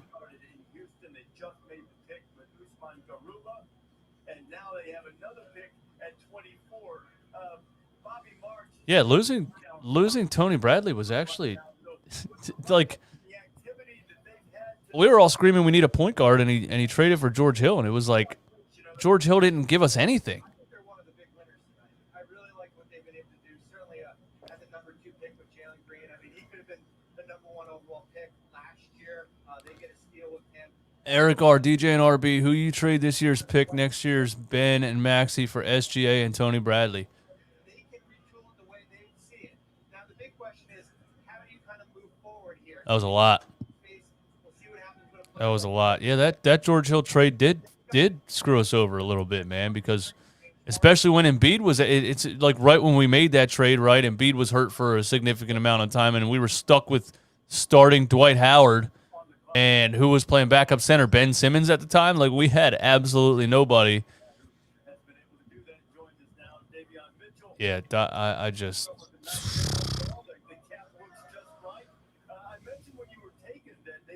KG, what's up, man? Thanks for being in here. And shout out to Maine. Shout out to Sixers fans in Maine. No, absolutely nothing has happened in this draft. This is unbelievable that we've made it 2 hours and 46 minutes on this live stream. We are almost at pick number 28. I am ready to fall asleep, but I'm gonna pull it out. I'm gonna fight through it. I did drink a 9:30 p.m. coffee, so that's helping me a little bit. I might get another one. Where does the mentality come from, David? You're relentless. Phil Lee, I was abused at least 30 times last season by all the Ben Simmons fanboys for suggesting he would be traded. All I can say to those guys is you got mighty quiet lately. They have. They have gotten quiet lately. And if you got abused for saying it, just imagine what I was dealing with the whole year. But it was actually fun for me. It got to the point where the hate was so much that it got to be fun for me, and I'm sure some of you guys could tell that I was more excited to make my next trade Ben Simmons video because I just started to enjoy all the hate. I really did. Did it we was trade just Ben? so much. Did we trade him? No. Your bathroom break did not work. All right, I'm done going to the bathroom. No trades. What's your starting lineup next year? No trades. Well, I'm not. I can't handle it. I can't handle Ben Simmons next year. I can't do it. We still have Ben stands in the chat, or what's going on here? No, somebody said he was abused by Ben Simmons stands the whole season for saying he would get traded. I was like, imagine what we were dealing with every time we put a video out. Gee, Miles McBride, that's another player I would like at 28, but we probably won't pick him. Breaking news, Ben Simmons is still in his pool. Yo, he's been posting like some selfies lately, and like I saw him at Nav's birthday party. He's like acting like a kid. Like, I don't know what's up with him. Art, though, amazing comment, man. Breaking news, Ben Simmons is still in his pool. I'm tweeting that. I'm giving you credit for it, but I'm tweeting that. That's great. He's Ben Ablers. We still got 630 in the chat. Shout out to everybody in here, man. You guys are awesome. I'm guessing like another 300 are going to come flocking in here at pick 28. What did you see from watching film on every ball screen? Yeah, man, just learn a different thing. I mean, especially against my Yeah, Sharif Cooper's still on the board. I like him too. Let's see. Jared Butler. I would take Deuce McBride as well. Or Bones Highland, but who knows? Oh yeah, and the dude Ayo. Breaking news: Carson Wentz and Ben Simmons have no work ethic. I put Ben Simmons a little bit behind Carson Wentz as far as work ethic goes. I do think, though, and I say this a lot, last year the Eagles were terrible, but Carson Wentz looked like he didn't do a damn thing the entire offseason. He looked horrible. Have you seen him now? He looks like he lost weight again. Yeah. I remember when he was walking into the training camp 2 years ago, and everybody's like, "Oh, Carson looks like he put on a bunch of muscle," and I'm like, "Oh, that's not helping us out. That's not what we want." And guess what? He came out and he was slow. He couldn't get out of the pocket. He couldn't outrun anybody. I don't know. He got paid. It's a good call, Eagles underdog. He got paid, and he just sat up in North Dakota and shot turkeys and didn't do a damn thing.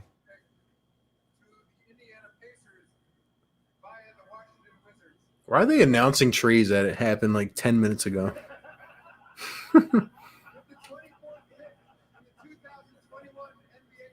Why are they laughing? Another guard that we could have got at 28.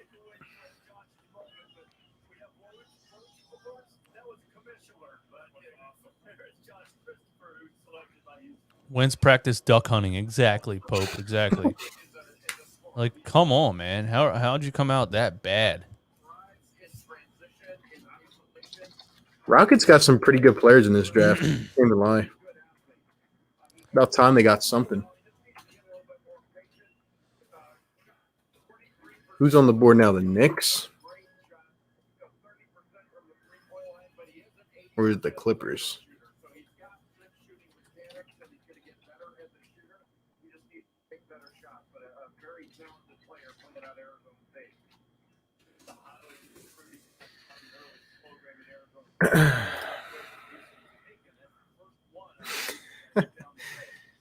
Did we pick yet? No, we're coming up soon, man. We're coming up soon. Couple picks.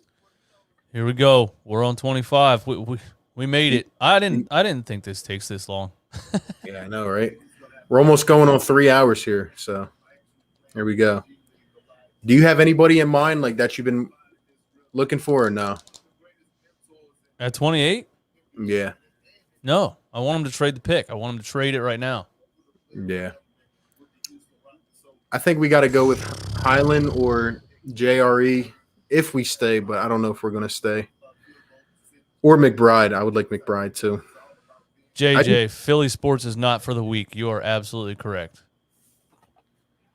Philly sports is not for the weak. Last time Sixers had an explosive guard was Iverson besides Ish Smith. Dude, Ish Smith was a bucket, man. I took off for this crap. Morey is snoring in a deep sleep in his California king bed. Jackson, I also took off for this crap, too.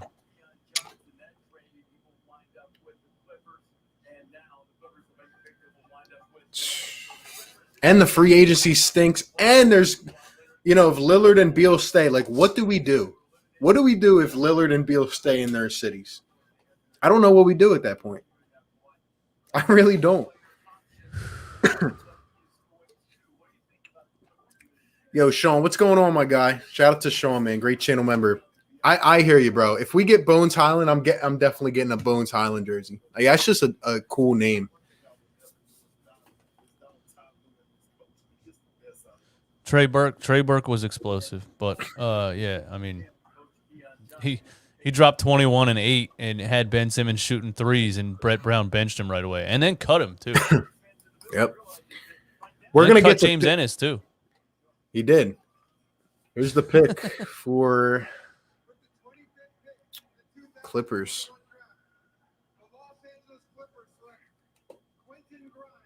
Dude, there's like all guards in this draft. Such a guard-heavy draft. Of course, the one that's a guard-heavy draft, we don't have a pick until 28.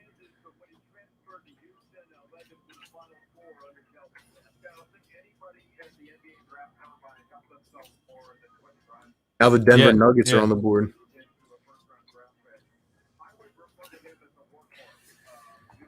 That is Oh true. man.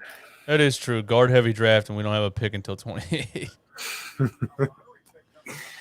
Guys, At let us least we know in got the at least chat. we got Maxey last year. That's the most explosive guard we drafted in a long time. I agree. Let us know in the chat, guys. What is your top potential trade option for Ben Simmons? What is your top potential trade package?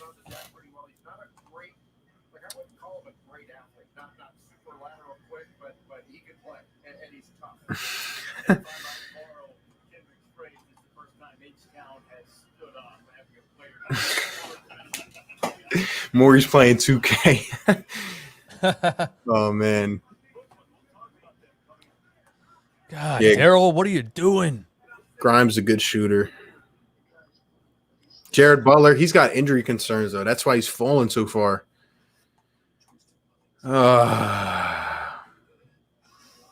Brooklyn's on the clock. They're next. We got Denver on the clock. Brooklyn has the pick before us and after us. Directly before us and directly after us. Because they traded Shamit for the pick after us. KG, I commend you for that. I used to, and I totally stopped responding. Hold up. Are you serious, Shifty, or are you trolling, bro? He's got to be trolling.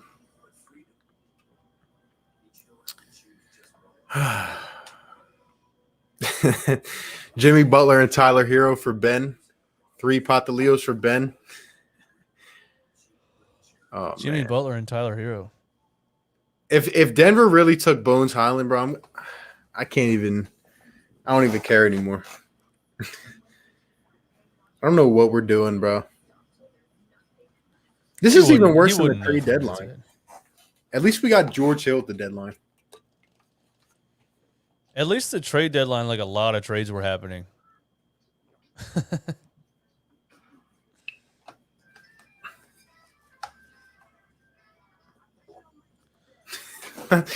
Yo, people in this chat are hilarious.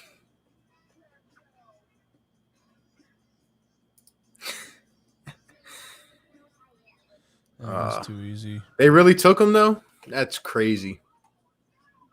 That's wild. Of course they did.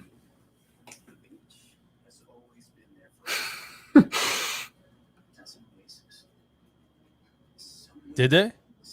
That's what people are saying. Like everybody in the chat is saying it, that they're actually. How would they know this far ahead? Oh, they're ahead of us. They're not that far ahead of us, though. No, it's just they tweet out every pick before it happens, which is annoying. Yeah, but it seems like it's only like 30 seconds or a minute before it happens. Yeah, Woj just tweeted it out. Like it looks like they're gonna take him. Wow, that's crazy, dude. That's two top guys right there that they just took. Well, wow. Who better than the Denver Nuggets to? I want to see what time is Daryl Morey speaking to the media. That's what I want to see. He's speaking tonight. That they said he's going to speak tonight, but I don't think he's going to do it after the draft. It's going to be like 1 a.m. Yeah, Shout out to Taz, man. Taz says it's true they took him. That's unbelievable, dude. There's no way Daryl Morey's awake right now. Do you think he's even watching this? Like, I really think he's not. I don't think he is until. I don't think he is. I don't think so. All right, Sixers trivia. Hold on, we got a super chat from Rob. Ben Franklin for Ben. Ding him up 10-9-8-7 Sixers. Oh man. We're usually not this like quiet or like, and especially with our pick coming up, but we're just trying to understand what is going on. It's a calm before the storm. Everybody that left because the stream is boring is going to regret it because the bomb is about to drop. Exactly. We got 620 in here. Everybody's probably about to come in here. We got 2 picks to go, man.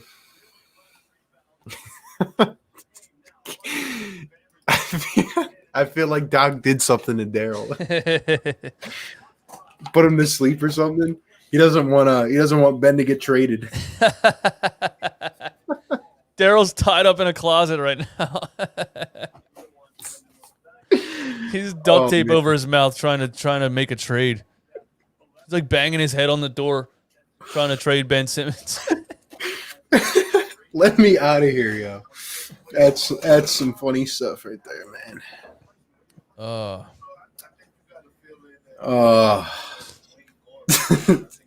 Yo, Samuel, if we trade for Jeff Teague, bro, I'm retiring my Sixers fortitude until 2023.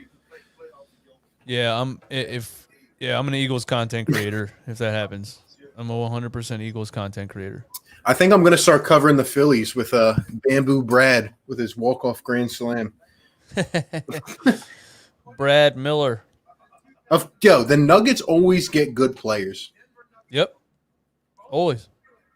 This is unbelievable, dude. Yep. They always. like every guy falls to the Nuggets. Michael Porter Jr., Jokic, like it never stops. Jamal Murray, what was he pick? I think he was like in the 10 to 20 range. Or no, he was a little bit before that, like 7, I think. Daryl's in his hot tub watching the Olympics.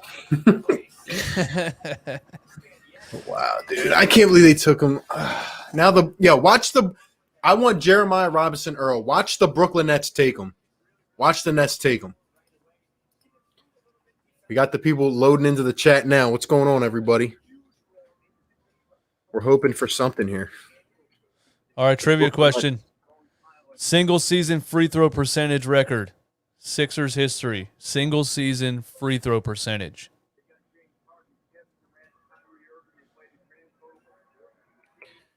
All right. Who do we think? Who do we think is going to the Brooklyn Nets as well? Who do we think? What do the Nets even do? What do the Nets even do here? RB is a jinx. I think you're a jinx, bro. Slim said Ben man. Simmons. Slim said Ben Simmons with the single season free throw percentage record. I think he has the single season lowest free throw percentage record. I really do. He does. I'm taking McBride, Cooper, or Jeremiah Robinson. That's who I'm taking. Watch us not take any of them. RB and Madman DJ, what could be better? I know, to not wait 3 hours for the 28th pick. We're going to wait 9 minutes and 50 seconds, and then they're going to say they traded it.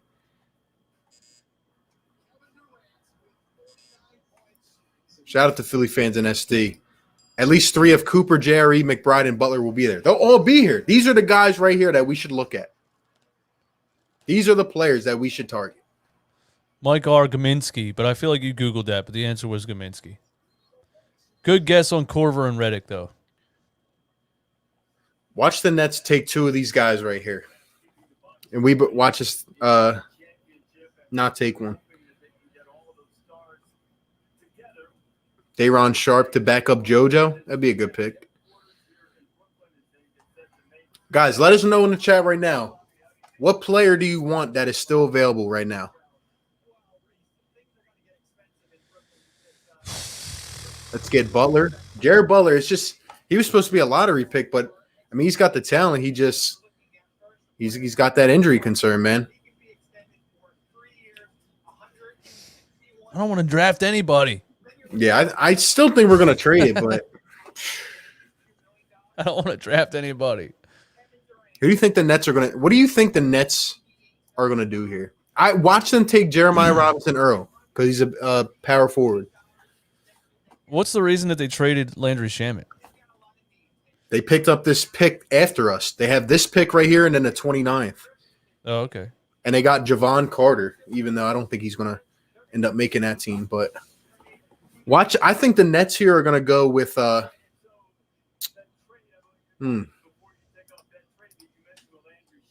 think they might go with the guy that Pope was saying, Sharp, because he's a big man.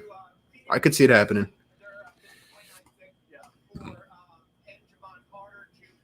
The Nets do need a big body. You're right. They shouldn't. They might be go looking with for Sharp guards right here. or Thor.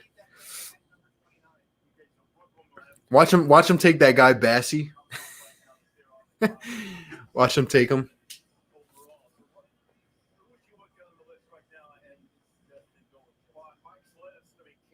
Butler, Cooper, or AO. We got 700 in the chat. What's good, everybody? Hit the like, subscribe, man. We should have 600 likes.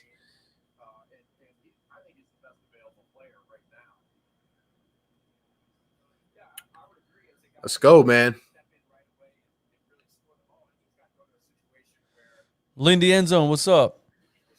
Lindy, what's good, bro? We've been here for 3 hours waiting for this. What's about to happen in 1 minute?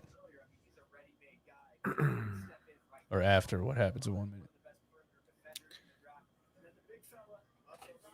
minute. All right, I'm not looking at the chat anymore because they're going to spoil the Sixers pick. Yeah, we're not going to look at the chat at all. Best available, Cameron Thomas, Sharif Cooper. I'm surprised Cooper's still on the board. I guess he's one of them dudes that fell. We got the Nets, the Sixers, the Nets, and then the Utah Jazz. I can't believe we made it all the way to 28 without anything happening. I know, right?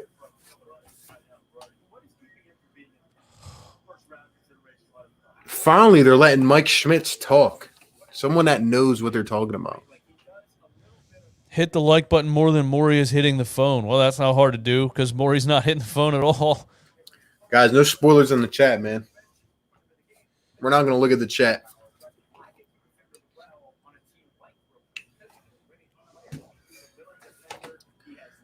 Dude, how long are they going to take to make the pick?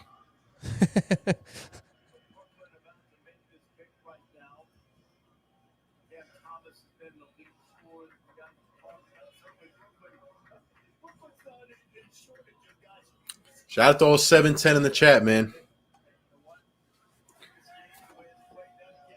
Sixers have so many good options on the board. It's crazy. We have at least 4 to 5 good options on the board.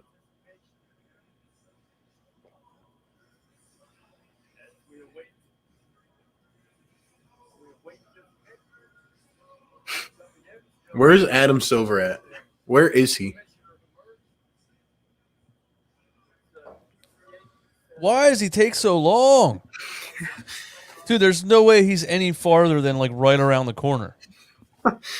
Is he like down the hallway?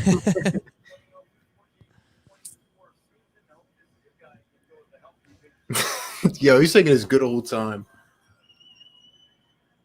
With the 27th pick in the 2021 NBA draft, the Brooklyn Nets select Cameron Thomas from Louisiana State University. Of course they get the dude that was best available on the list. Another guard. All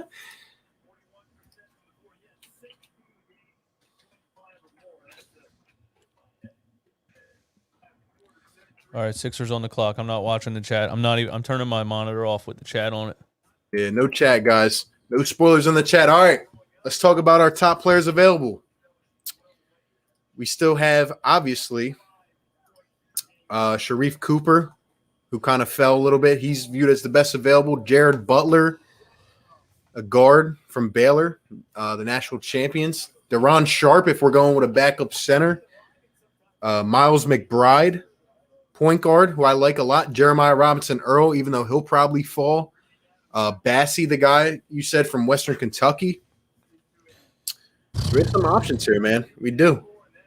Trade. It's our option. Our option is to trade. You think we're gonna trade it though? I think there's a chance. No, I don't think so.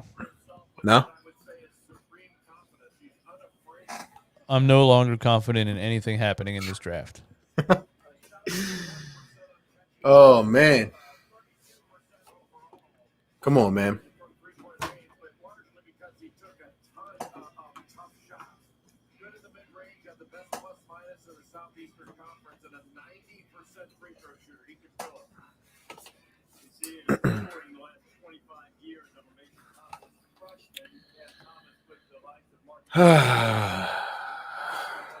Here's a mock that has Bones going at 28. Of course. All right, guys, we got 4 minutes to go. What are you thinking, DJ? Backup center, guard, trade? What are you thinking? If it's not a trade, I would go backup center. We're not in a position to. Daron Sharp, maybe backup center. He's the best available according to Mike Schmitz. Come on, man. Come on, Daryl. Wake up, Daryl. Come on.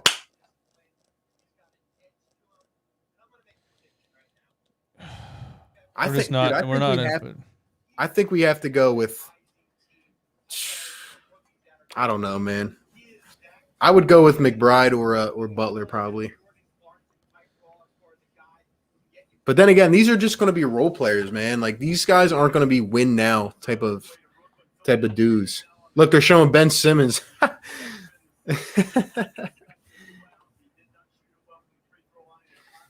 He did not shoot well from the free throw line. 2:50 to go. And here's Rachel Nichols and Richard Jefferson. There's there's the passed up dunk. Oh, thanks. Thanks, guys. Made me sit here for this whole draft, nothing happens, and you show me Ben Simmons passed up dunk.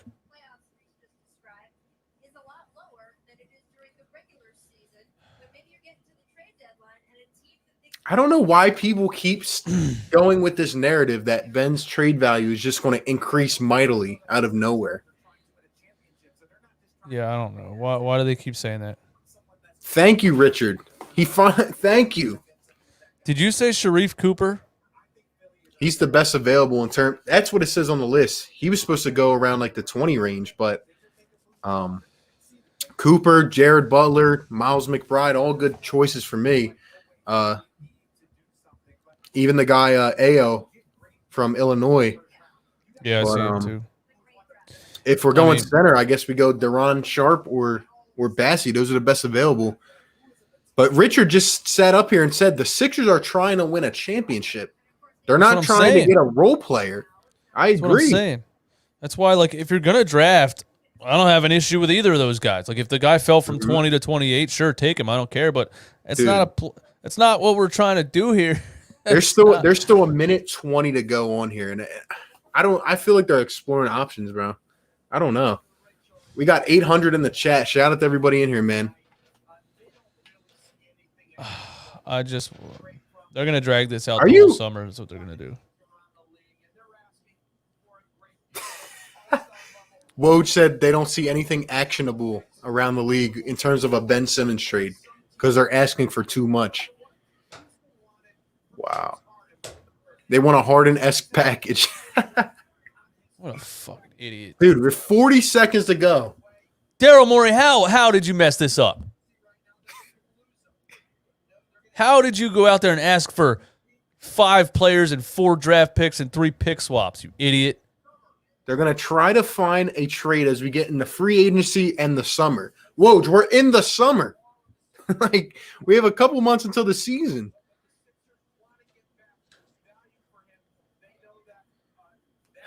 Ten seconds to go. All right. I'm gonna say we go with McBride or Butler. But who knows? How can you get a Harden-esque return for Ben Simmons? That's the dumbest thing I've ever heard. It does not make any sense. Pick is in. I'll take Cooper. I'll take Butler. I'll take McBride. I'll take Sharp. I'll take any of them, man. They're going to take 10. Now they're going to let Perkins talk. They're going to take 10 minutes to come out here and give us this. Did we really not trade this pick? Why did we get the 53rd pick? Did we really just sit here and not trade this for a bundle or something? Like, really? We're going to stick with it? Like, I don't know what we're doing right now. If Kendrick Perkins is about to talk, we're going to be here for 20 more minutes.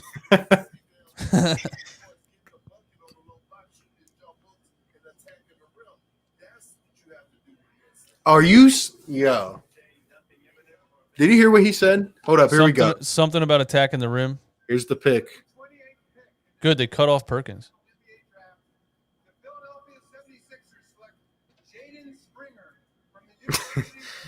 Jaden Springer, guard, Tennessee. Decent pick. Decent pick, in my opinion. Aggressive scorer. I mean, he was nice projected two-way 20. guard. Yeah, he was mocked earlier. in some of the late first rounds. Good defender. It's a decent pick for me. Surprised we kept the pick, but guess we're just adding to our guard depth, maybe.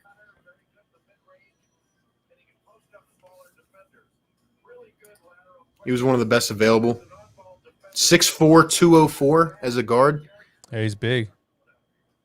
He's a good on-ball defender too, which is good. Nice two-way guard. I mean,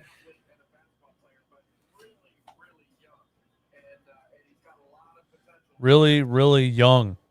decent. I mean, it's a decent pick. It's really where is our mindset at in terms of the future? You know, like what Exactly. is our plans with this pick? Really, really young. That's not what we're doing here. Well, like, what is our plan? Are we going to package something together, or what is our plans with that? I don't know. I have a feeling we may get active in the second round, like we did with Curry and Richardson last year, but I don't know. I don't know exactly. But at the end of the day, I mean, it's a decent pick in terms of the player.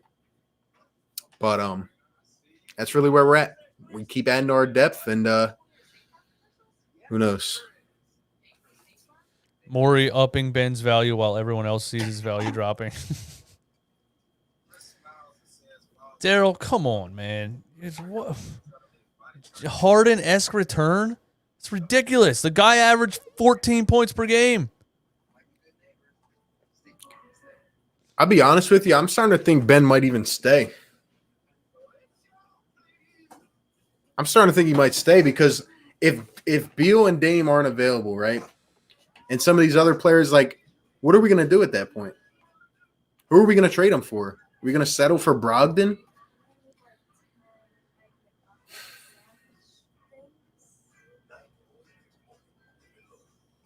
But then again, I mean, we're asking for, a whole century worth of talent. So Daryl Morey literally embarrassed himself today. He did. The entire NBA was laughing at him. Like, what are you talking about?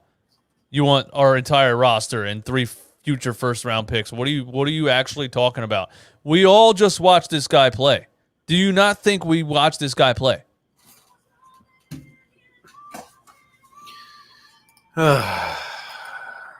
I want to hear what he has to say at the press look at conference, man. like people argue right now that Brandon Ingram turned out better than Ben Simmons out of that draft. Would they, if someone was trading Brandon Ingram, would they be asking for a Harden-esque return? Nope.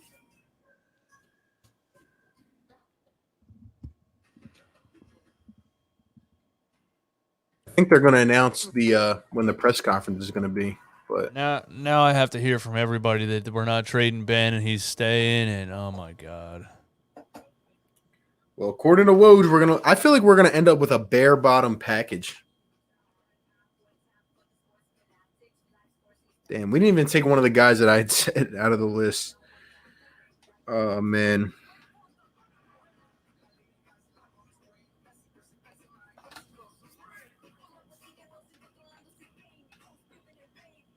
Brogdon in a first is looking real good.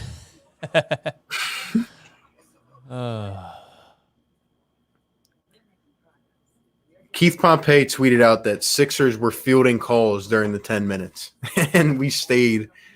Let's put it up on the screen. I don't even care if we see the next pick at this point. Nets will probably get 2 superstars.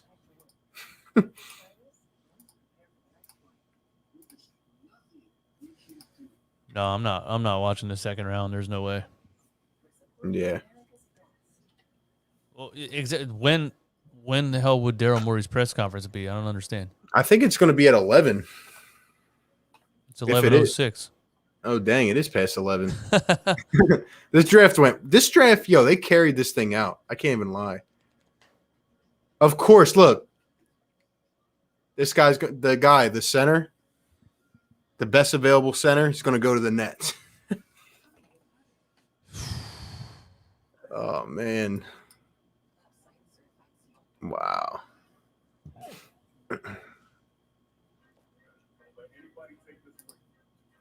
I love Jaden Springer, one of the best defenders in the draft despite being one of the youngest. Fits with Maxey as a shooter, off the catch and secondary creator. Finishes crafty inside. See, this is what I'm saying. Like, do people not realize we're trying to win a championship? Like, I like Mike Levin too. He's the only one on that. It's him and Spike Eskin on the rights to Ricky Sanchez, and man. I like Mike Levin, but come on, bro. Like, why are we even? I'm not even here to discuss a 19-year-old player. That's not why I'm here. Shout out to my guy Keith Smith. This guy's on it, man. I love listening to this guy. He says this has been a long ass first round. No, Seriously, what the hell? well, they're insisting on making mini documentaries for each guy. Yeah.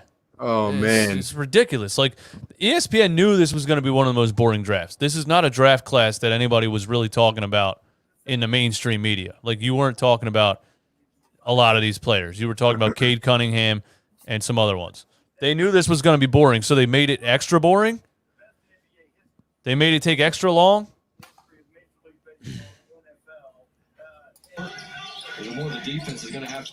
Daryl Morey's literally asleep. Is that on YouTube? This is on Twitter.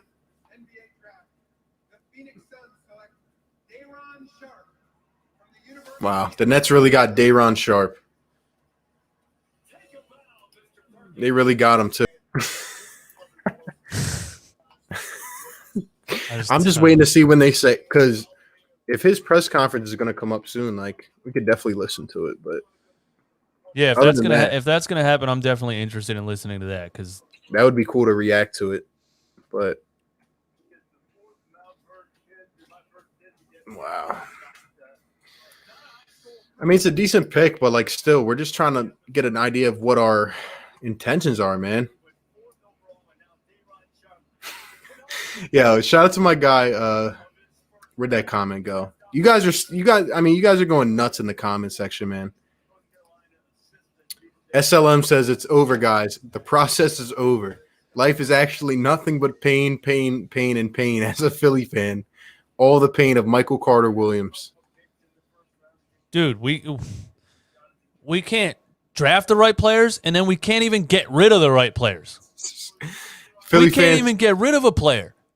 Joe will retire before Jaden even makes a difference. Yeah, exactly. Perfect comment. Joel Embiid is going to go his whole career without ever having the right players around him.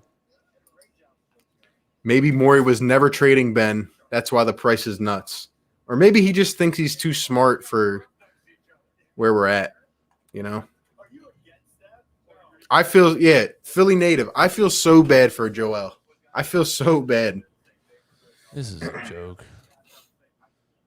This is such a joke. There's just no way this guy actually tried to get a James Harden haul for Ben Simmons and then sat up here and refused to come down in price and refused to do anything. I mean, I still think we're going to make a move. Like, I don't think it had to be today. I just don't know what the plan is. Utah has traded number 30 to Memphis.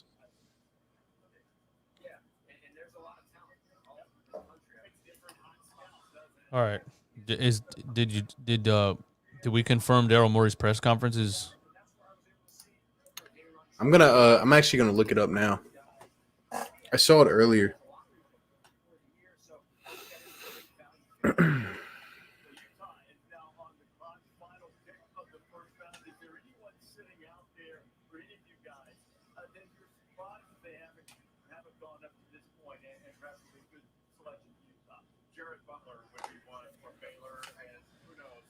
I understand waiting and trying to get as much value as you can for Ben Simmons, but at the same time, you're going to end up going too close to the start of the season. Yeah. I think they're going to make a move, but I just don't know if it's going to be the move that we want. Or they might end up keeping him if there's nothing available, you know? We drafted Jerry Springer.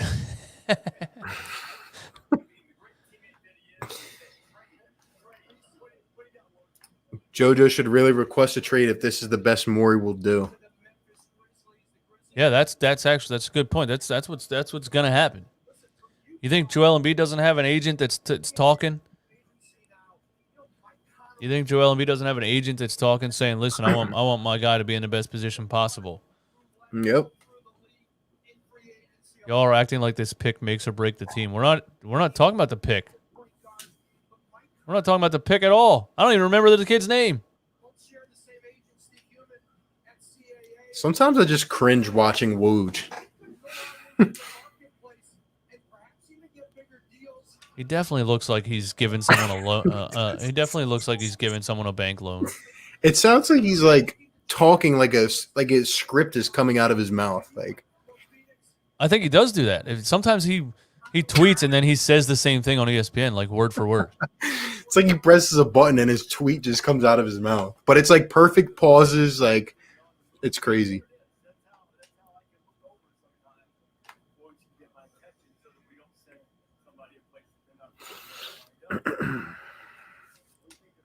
All right, let me find when this press conference is going to be.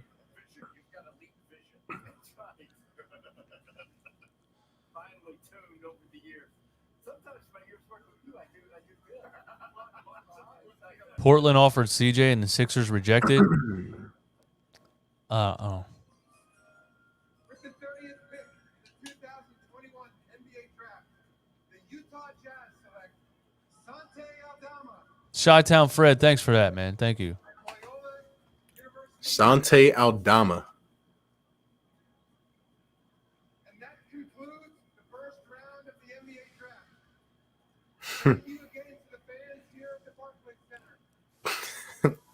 These comments are hilarious, man. The next round will be conducted by Deputy Commissioner and Brooklyn native Mark Taylor. Well, I'm probably gonna wait a few more minutes and see if there's any like news that comes out. Congratulations. I don't know who Sante Aldama is, but Good night, everyone. yeah, how did the first round go? How did the first round go that long? I don't know. I don't remember a draft ever taking 3.5 hours. Woj is definitely a weatherman candidate.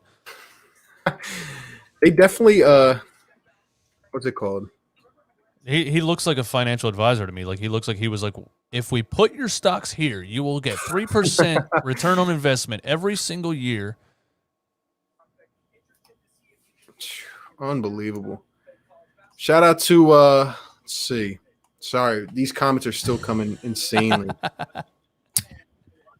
Aaron with the $5 super chat. Thank you, my man. I'm starving. I'm gonna head to Wawa before it gets 2 crackhead hours. Have a great night, guys. All right, Aaron. Yeah, get to Wawa Aaron. before that happens. Appreciate you, man. And shout out to Nazir with the $2 super chat. We appreciate all the support, man. You guys have been great. Yeah, that was okay. And that was 3 hours, man. So what did we get the second round pick for? I'm trying to answer that myself, but I can't really understand at this point. I don't know. That was when that happened this morning. I was like, all right, it started. The trade started. Daryl Morey started early. He made the first trade of the draft today and did nothing the rest of the day except offer teams Ben Simmons for their entire roster and 5 first-round picks. I don't understand. I didn't think somebody could overvalue Ben Simmons that much. Mike D, how many championships does Morey have? Good point. Do you think at all that like maybe these Ben Simmons rumors aren't even true? Like none of them? No, they're definitely true. I'm talking about like the amount of compensation though. Oh, they might not be true. Come on, Sixers reporters. Even the Sixers reporters are sleeping.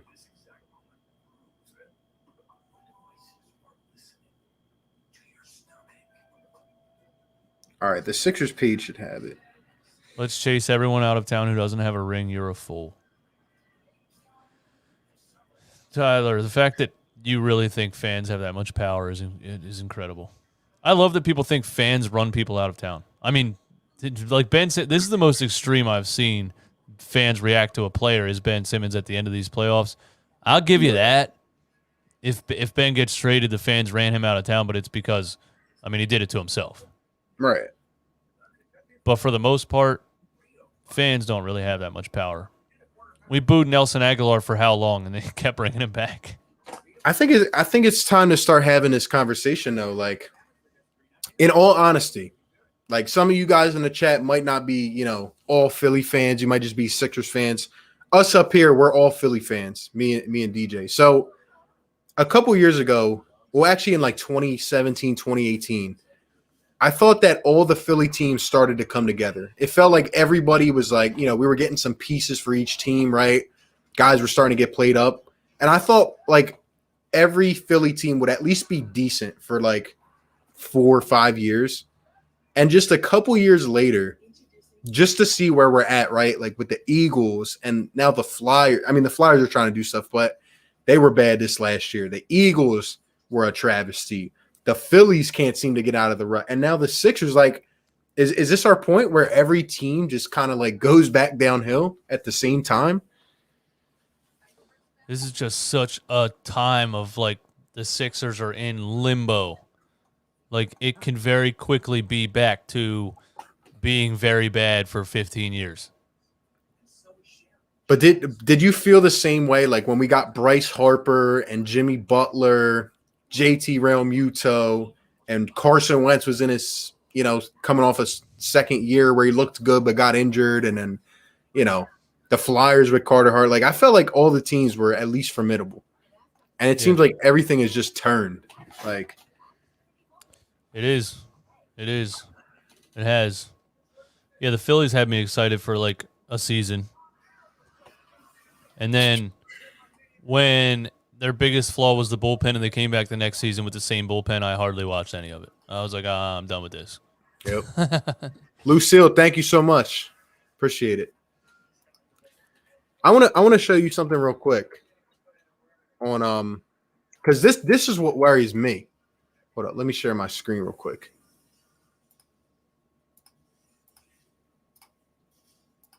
Yeah, the Phillies' biggest flaw is their farm system. Fisher, I agree.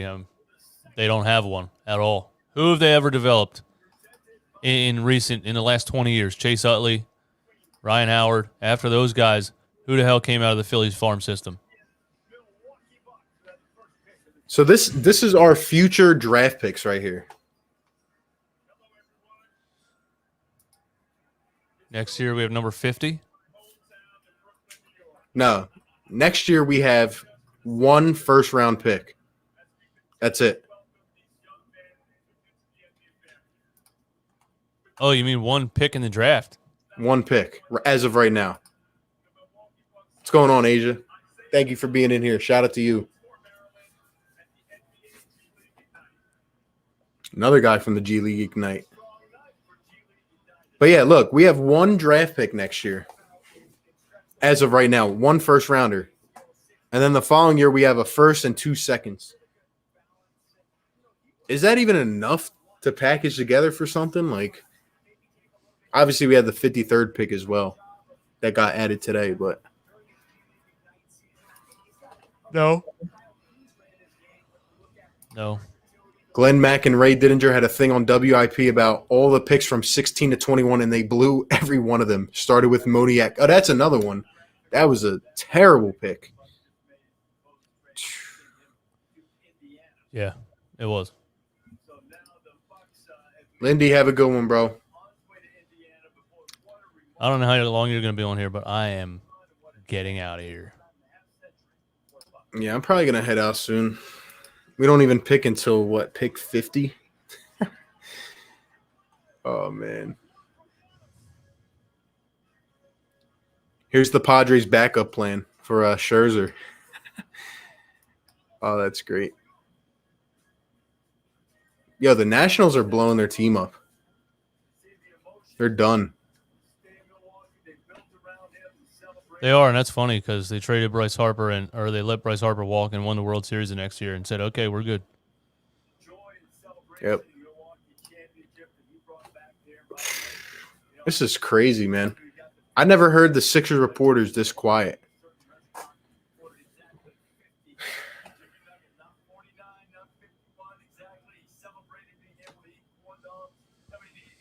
Yeah. Well, this was fun. Thanks for having me on here. It sucks that nothing happened. OKC just took Jeremiah Robinson Earl at 32. That's crazy. Yeah, what is up with OKC taking all my picks? OKC took Trey Mann and they took JRE. And who else did they get? They got Giddy from Australia.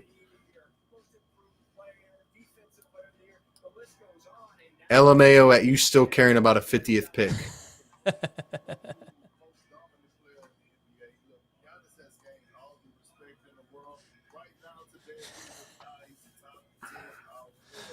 Oh man.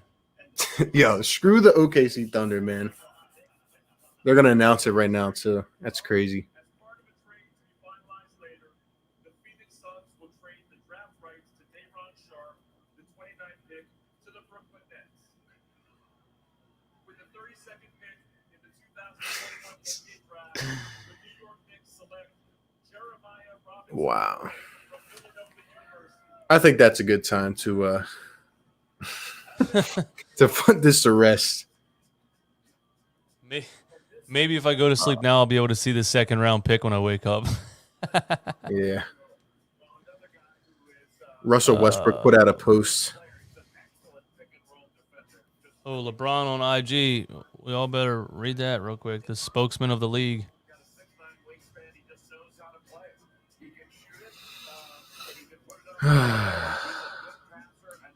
Bulls, Celtics, and Raptors are expected to show interest in Lonzo Ball.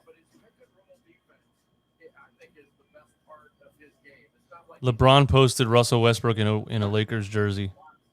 Of course he did. That's not going to win them a championship next year.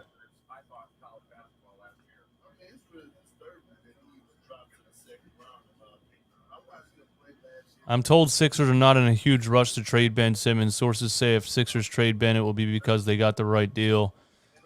It's not a timing issue. It's getting what they want. Of course. Yo, OKC acquired that pick to get Earl, and they gave up 34 and 36. So they gave up 2 seconds to move up and get him. I don't know. I don't know what the Knicks are doing either. They're being classic Knicks. I don't know either. Oh, man.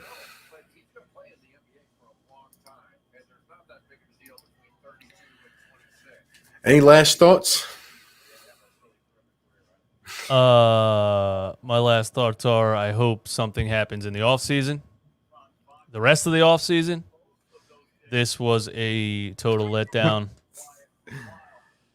Well, I mean, Daryl Morey, it's championship or bust, and instead of making moves to put good players around Embiid, he drafts an 18-year-old and keeps a guy that the entire city hates. That I can't believe any of it. Does anybody know in the chat what time Daryl Morey's coming out to the press conference?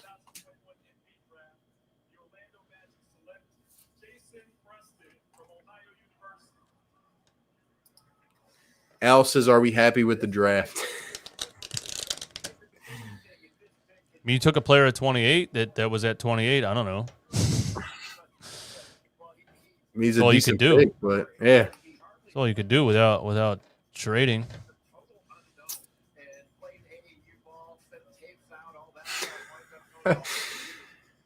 Oh man.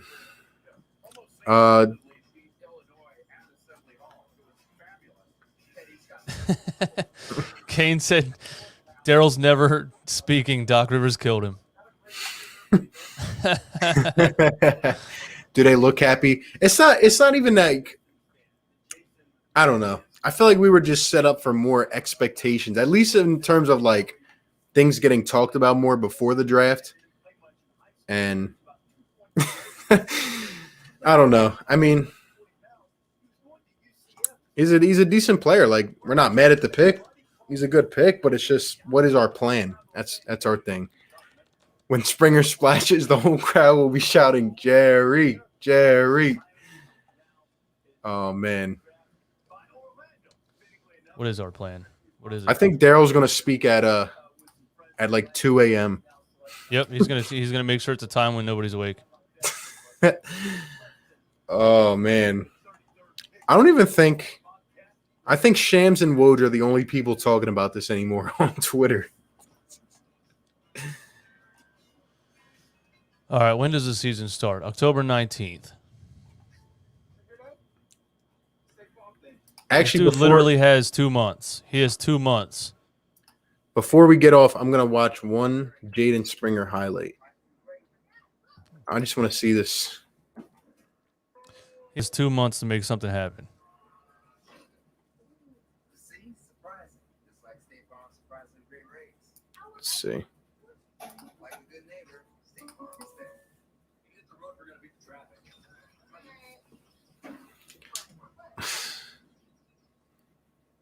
Howie Roseman used up all of Daryl's mojo. Someone said we just drafted Zaire Smith again. Don't even bring that name up. I'm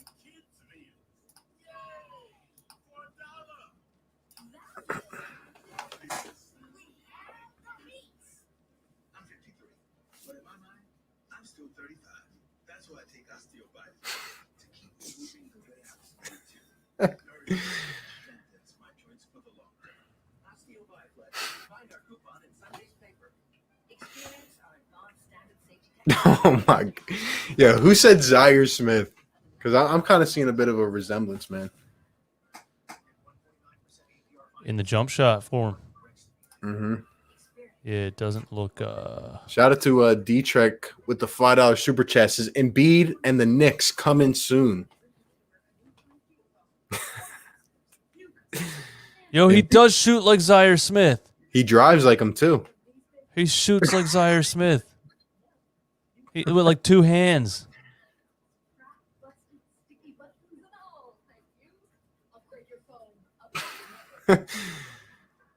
Oh man, what do you think about this Embiid and the Knicks? Embiid, Knicks coming soon. Knicks always say they're getting the next available player. I mean, Embiid's not available, but they always say that. Shout out to With God, man. Thank you for the $5 super chat. Bro, Benjamin Simmons can't come back here. Dude hasn't even been working on his game at all, not to mention locker room awkwardness. I couldn't agree more. That's why you got to get it done sooner than later. I understand trying to get the most value, but the most value you were going to get, you could have got today. You're not going to get more value next week. Like, nobody's going to give you more a month from now. When you see more videos of Ben Simmons floating in the pool and hanging out at tennis matches and shit, nobody's giving you more than you were about to get today. That's why it's just a waste of time. You know what's crazy, too? Like, in his Instagram posts and all that, like, Ben didn't even once mention the Sixers. He has not once mentioned the Sixers this entire offseason. No, he wants out. They said him and Rich Paul are on the same page. They want out. Daryl Morey's holding up the situation. Yeah. Ben knows he's not worth that. Ben probably heard the trade offers and was like, "What? For me? Come on, man! I want to leave Philly, and this is what you're doing to me." What do you think at this point is a realistic? Like, what do you think will realistically get back for Ben? Somebody said this kid's a 44% 3-point shooter. Is that true? I think it's 34%. I don't think it's 44. They said he's a good two-way player. I know he's a good on-ball defender because he's lanky. Secret Underdog, thank you, my man. Appreciate you. Philly Sixers drafted Springer's father in 1984 in the 6th round. 43.1% from three. That's crazy. What? How many shot attempts though? Yeah, he just doesn't look like a 3-point shooter. What's his average attempts per game? Probably less than one. One attempt per game. OKC selects Rokas Yokubaitis. I don't know what the Knicks are doing, man.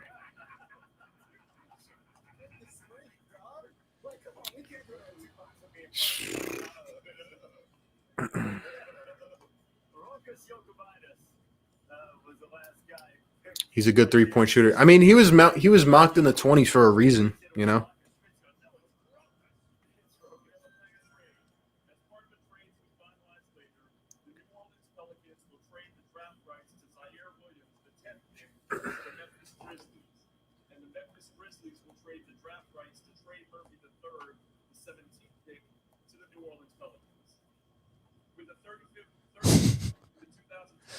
Morey literally won 7 first-round picks, Steph Curry, Klay Thompson, and some Gatorade.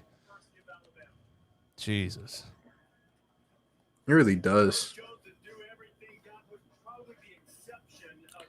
Some dude said the Sixers should swap Ben Simmons for Kristaps Porzingis. Yuck. No thanks. Wow. 7'3" and can't play a season because he's literally always hurt. Wow. There's still players on the board too that Daryl could get, like, but I don't even think we're gonna trade. We might trade up. Who knows? He would have some serious balls if he wasted all this time and then trades up in the top of the second round. Yo, deducted. We already looked at this too. We were talking about this earlier. We got to go backup center probably with the next pick, right? Yeah, but I'm not sticking around for it. Yeah. I am out. Thanks for having me on. It's been a blast. I'm also Love going to you be all. out too. Appreciate you guys coming through.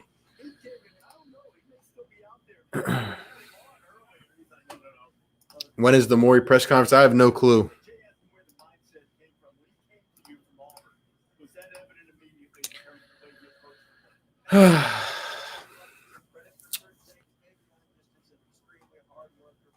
They'll probably make a move when I leave, but who knows, man? We've been going almost 4 hours. I'll probably have a video up tomorrow. DJ probably will too about the next couple picks if we even stay up. I mean, it's going to be like 1 a.m. Apparently, the Knicks got Deuce McBride too. Crazy.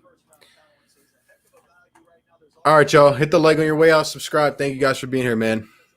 We'll have to see what happens. But Jaden Springer, pick 28 to the Sixers. All right, guys. Have a great one. Peace.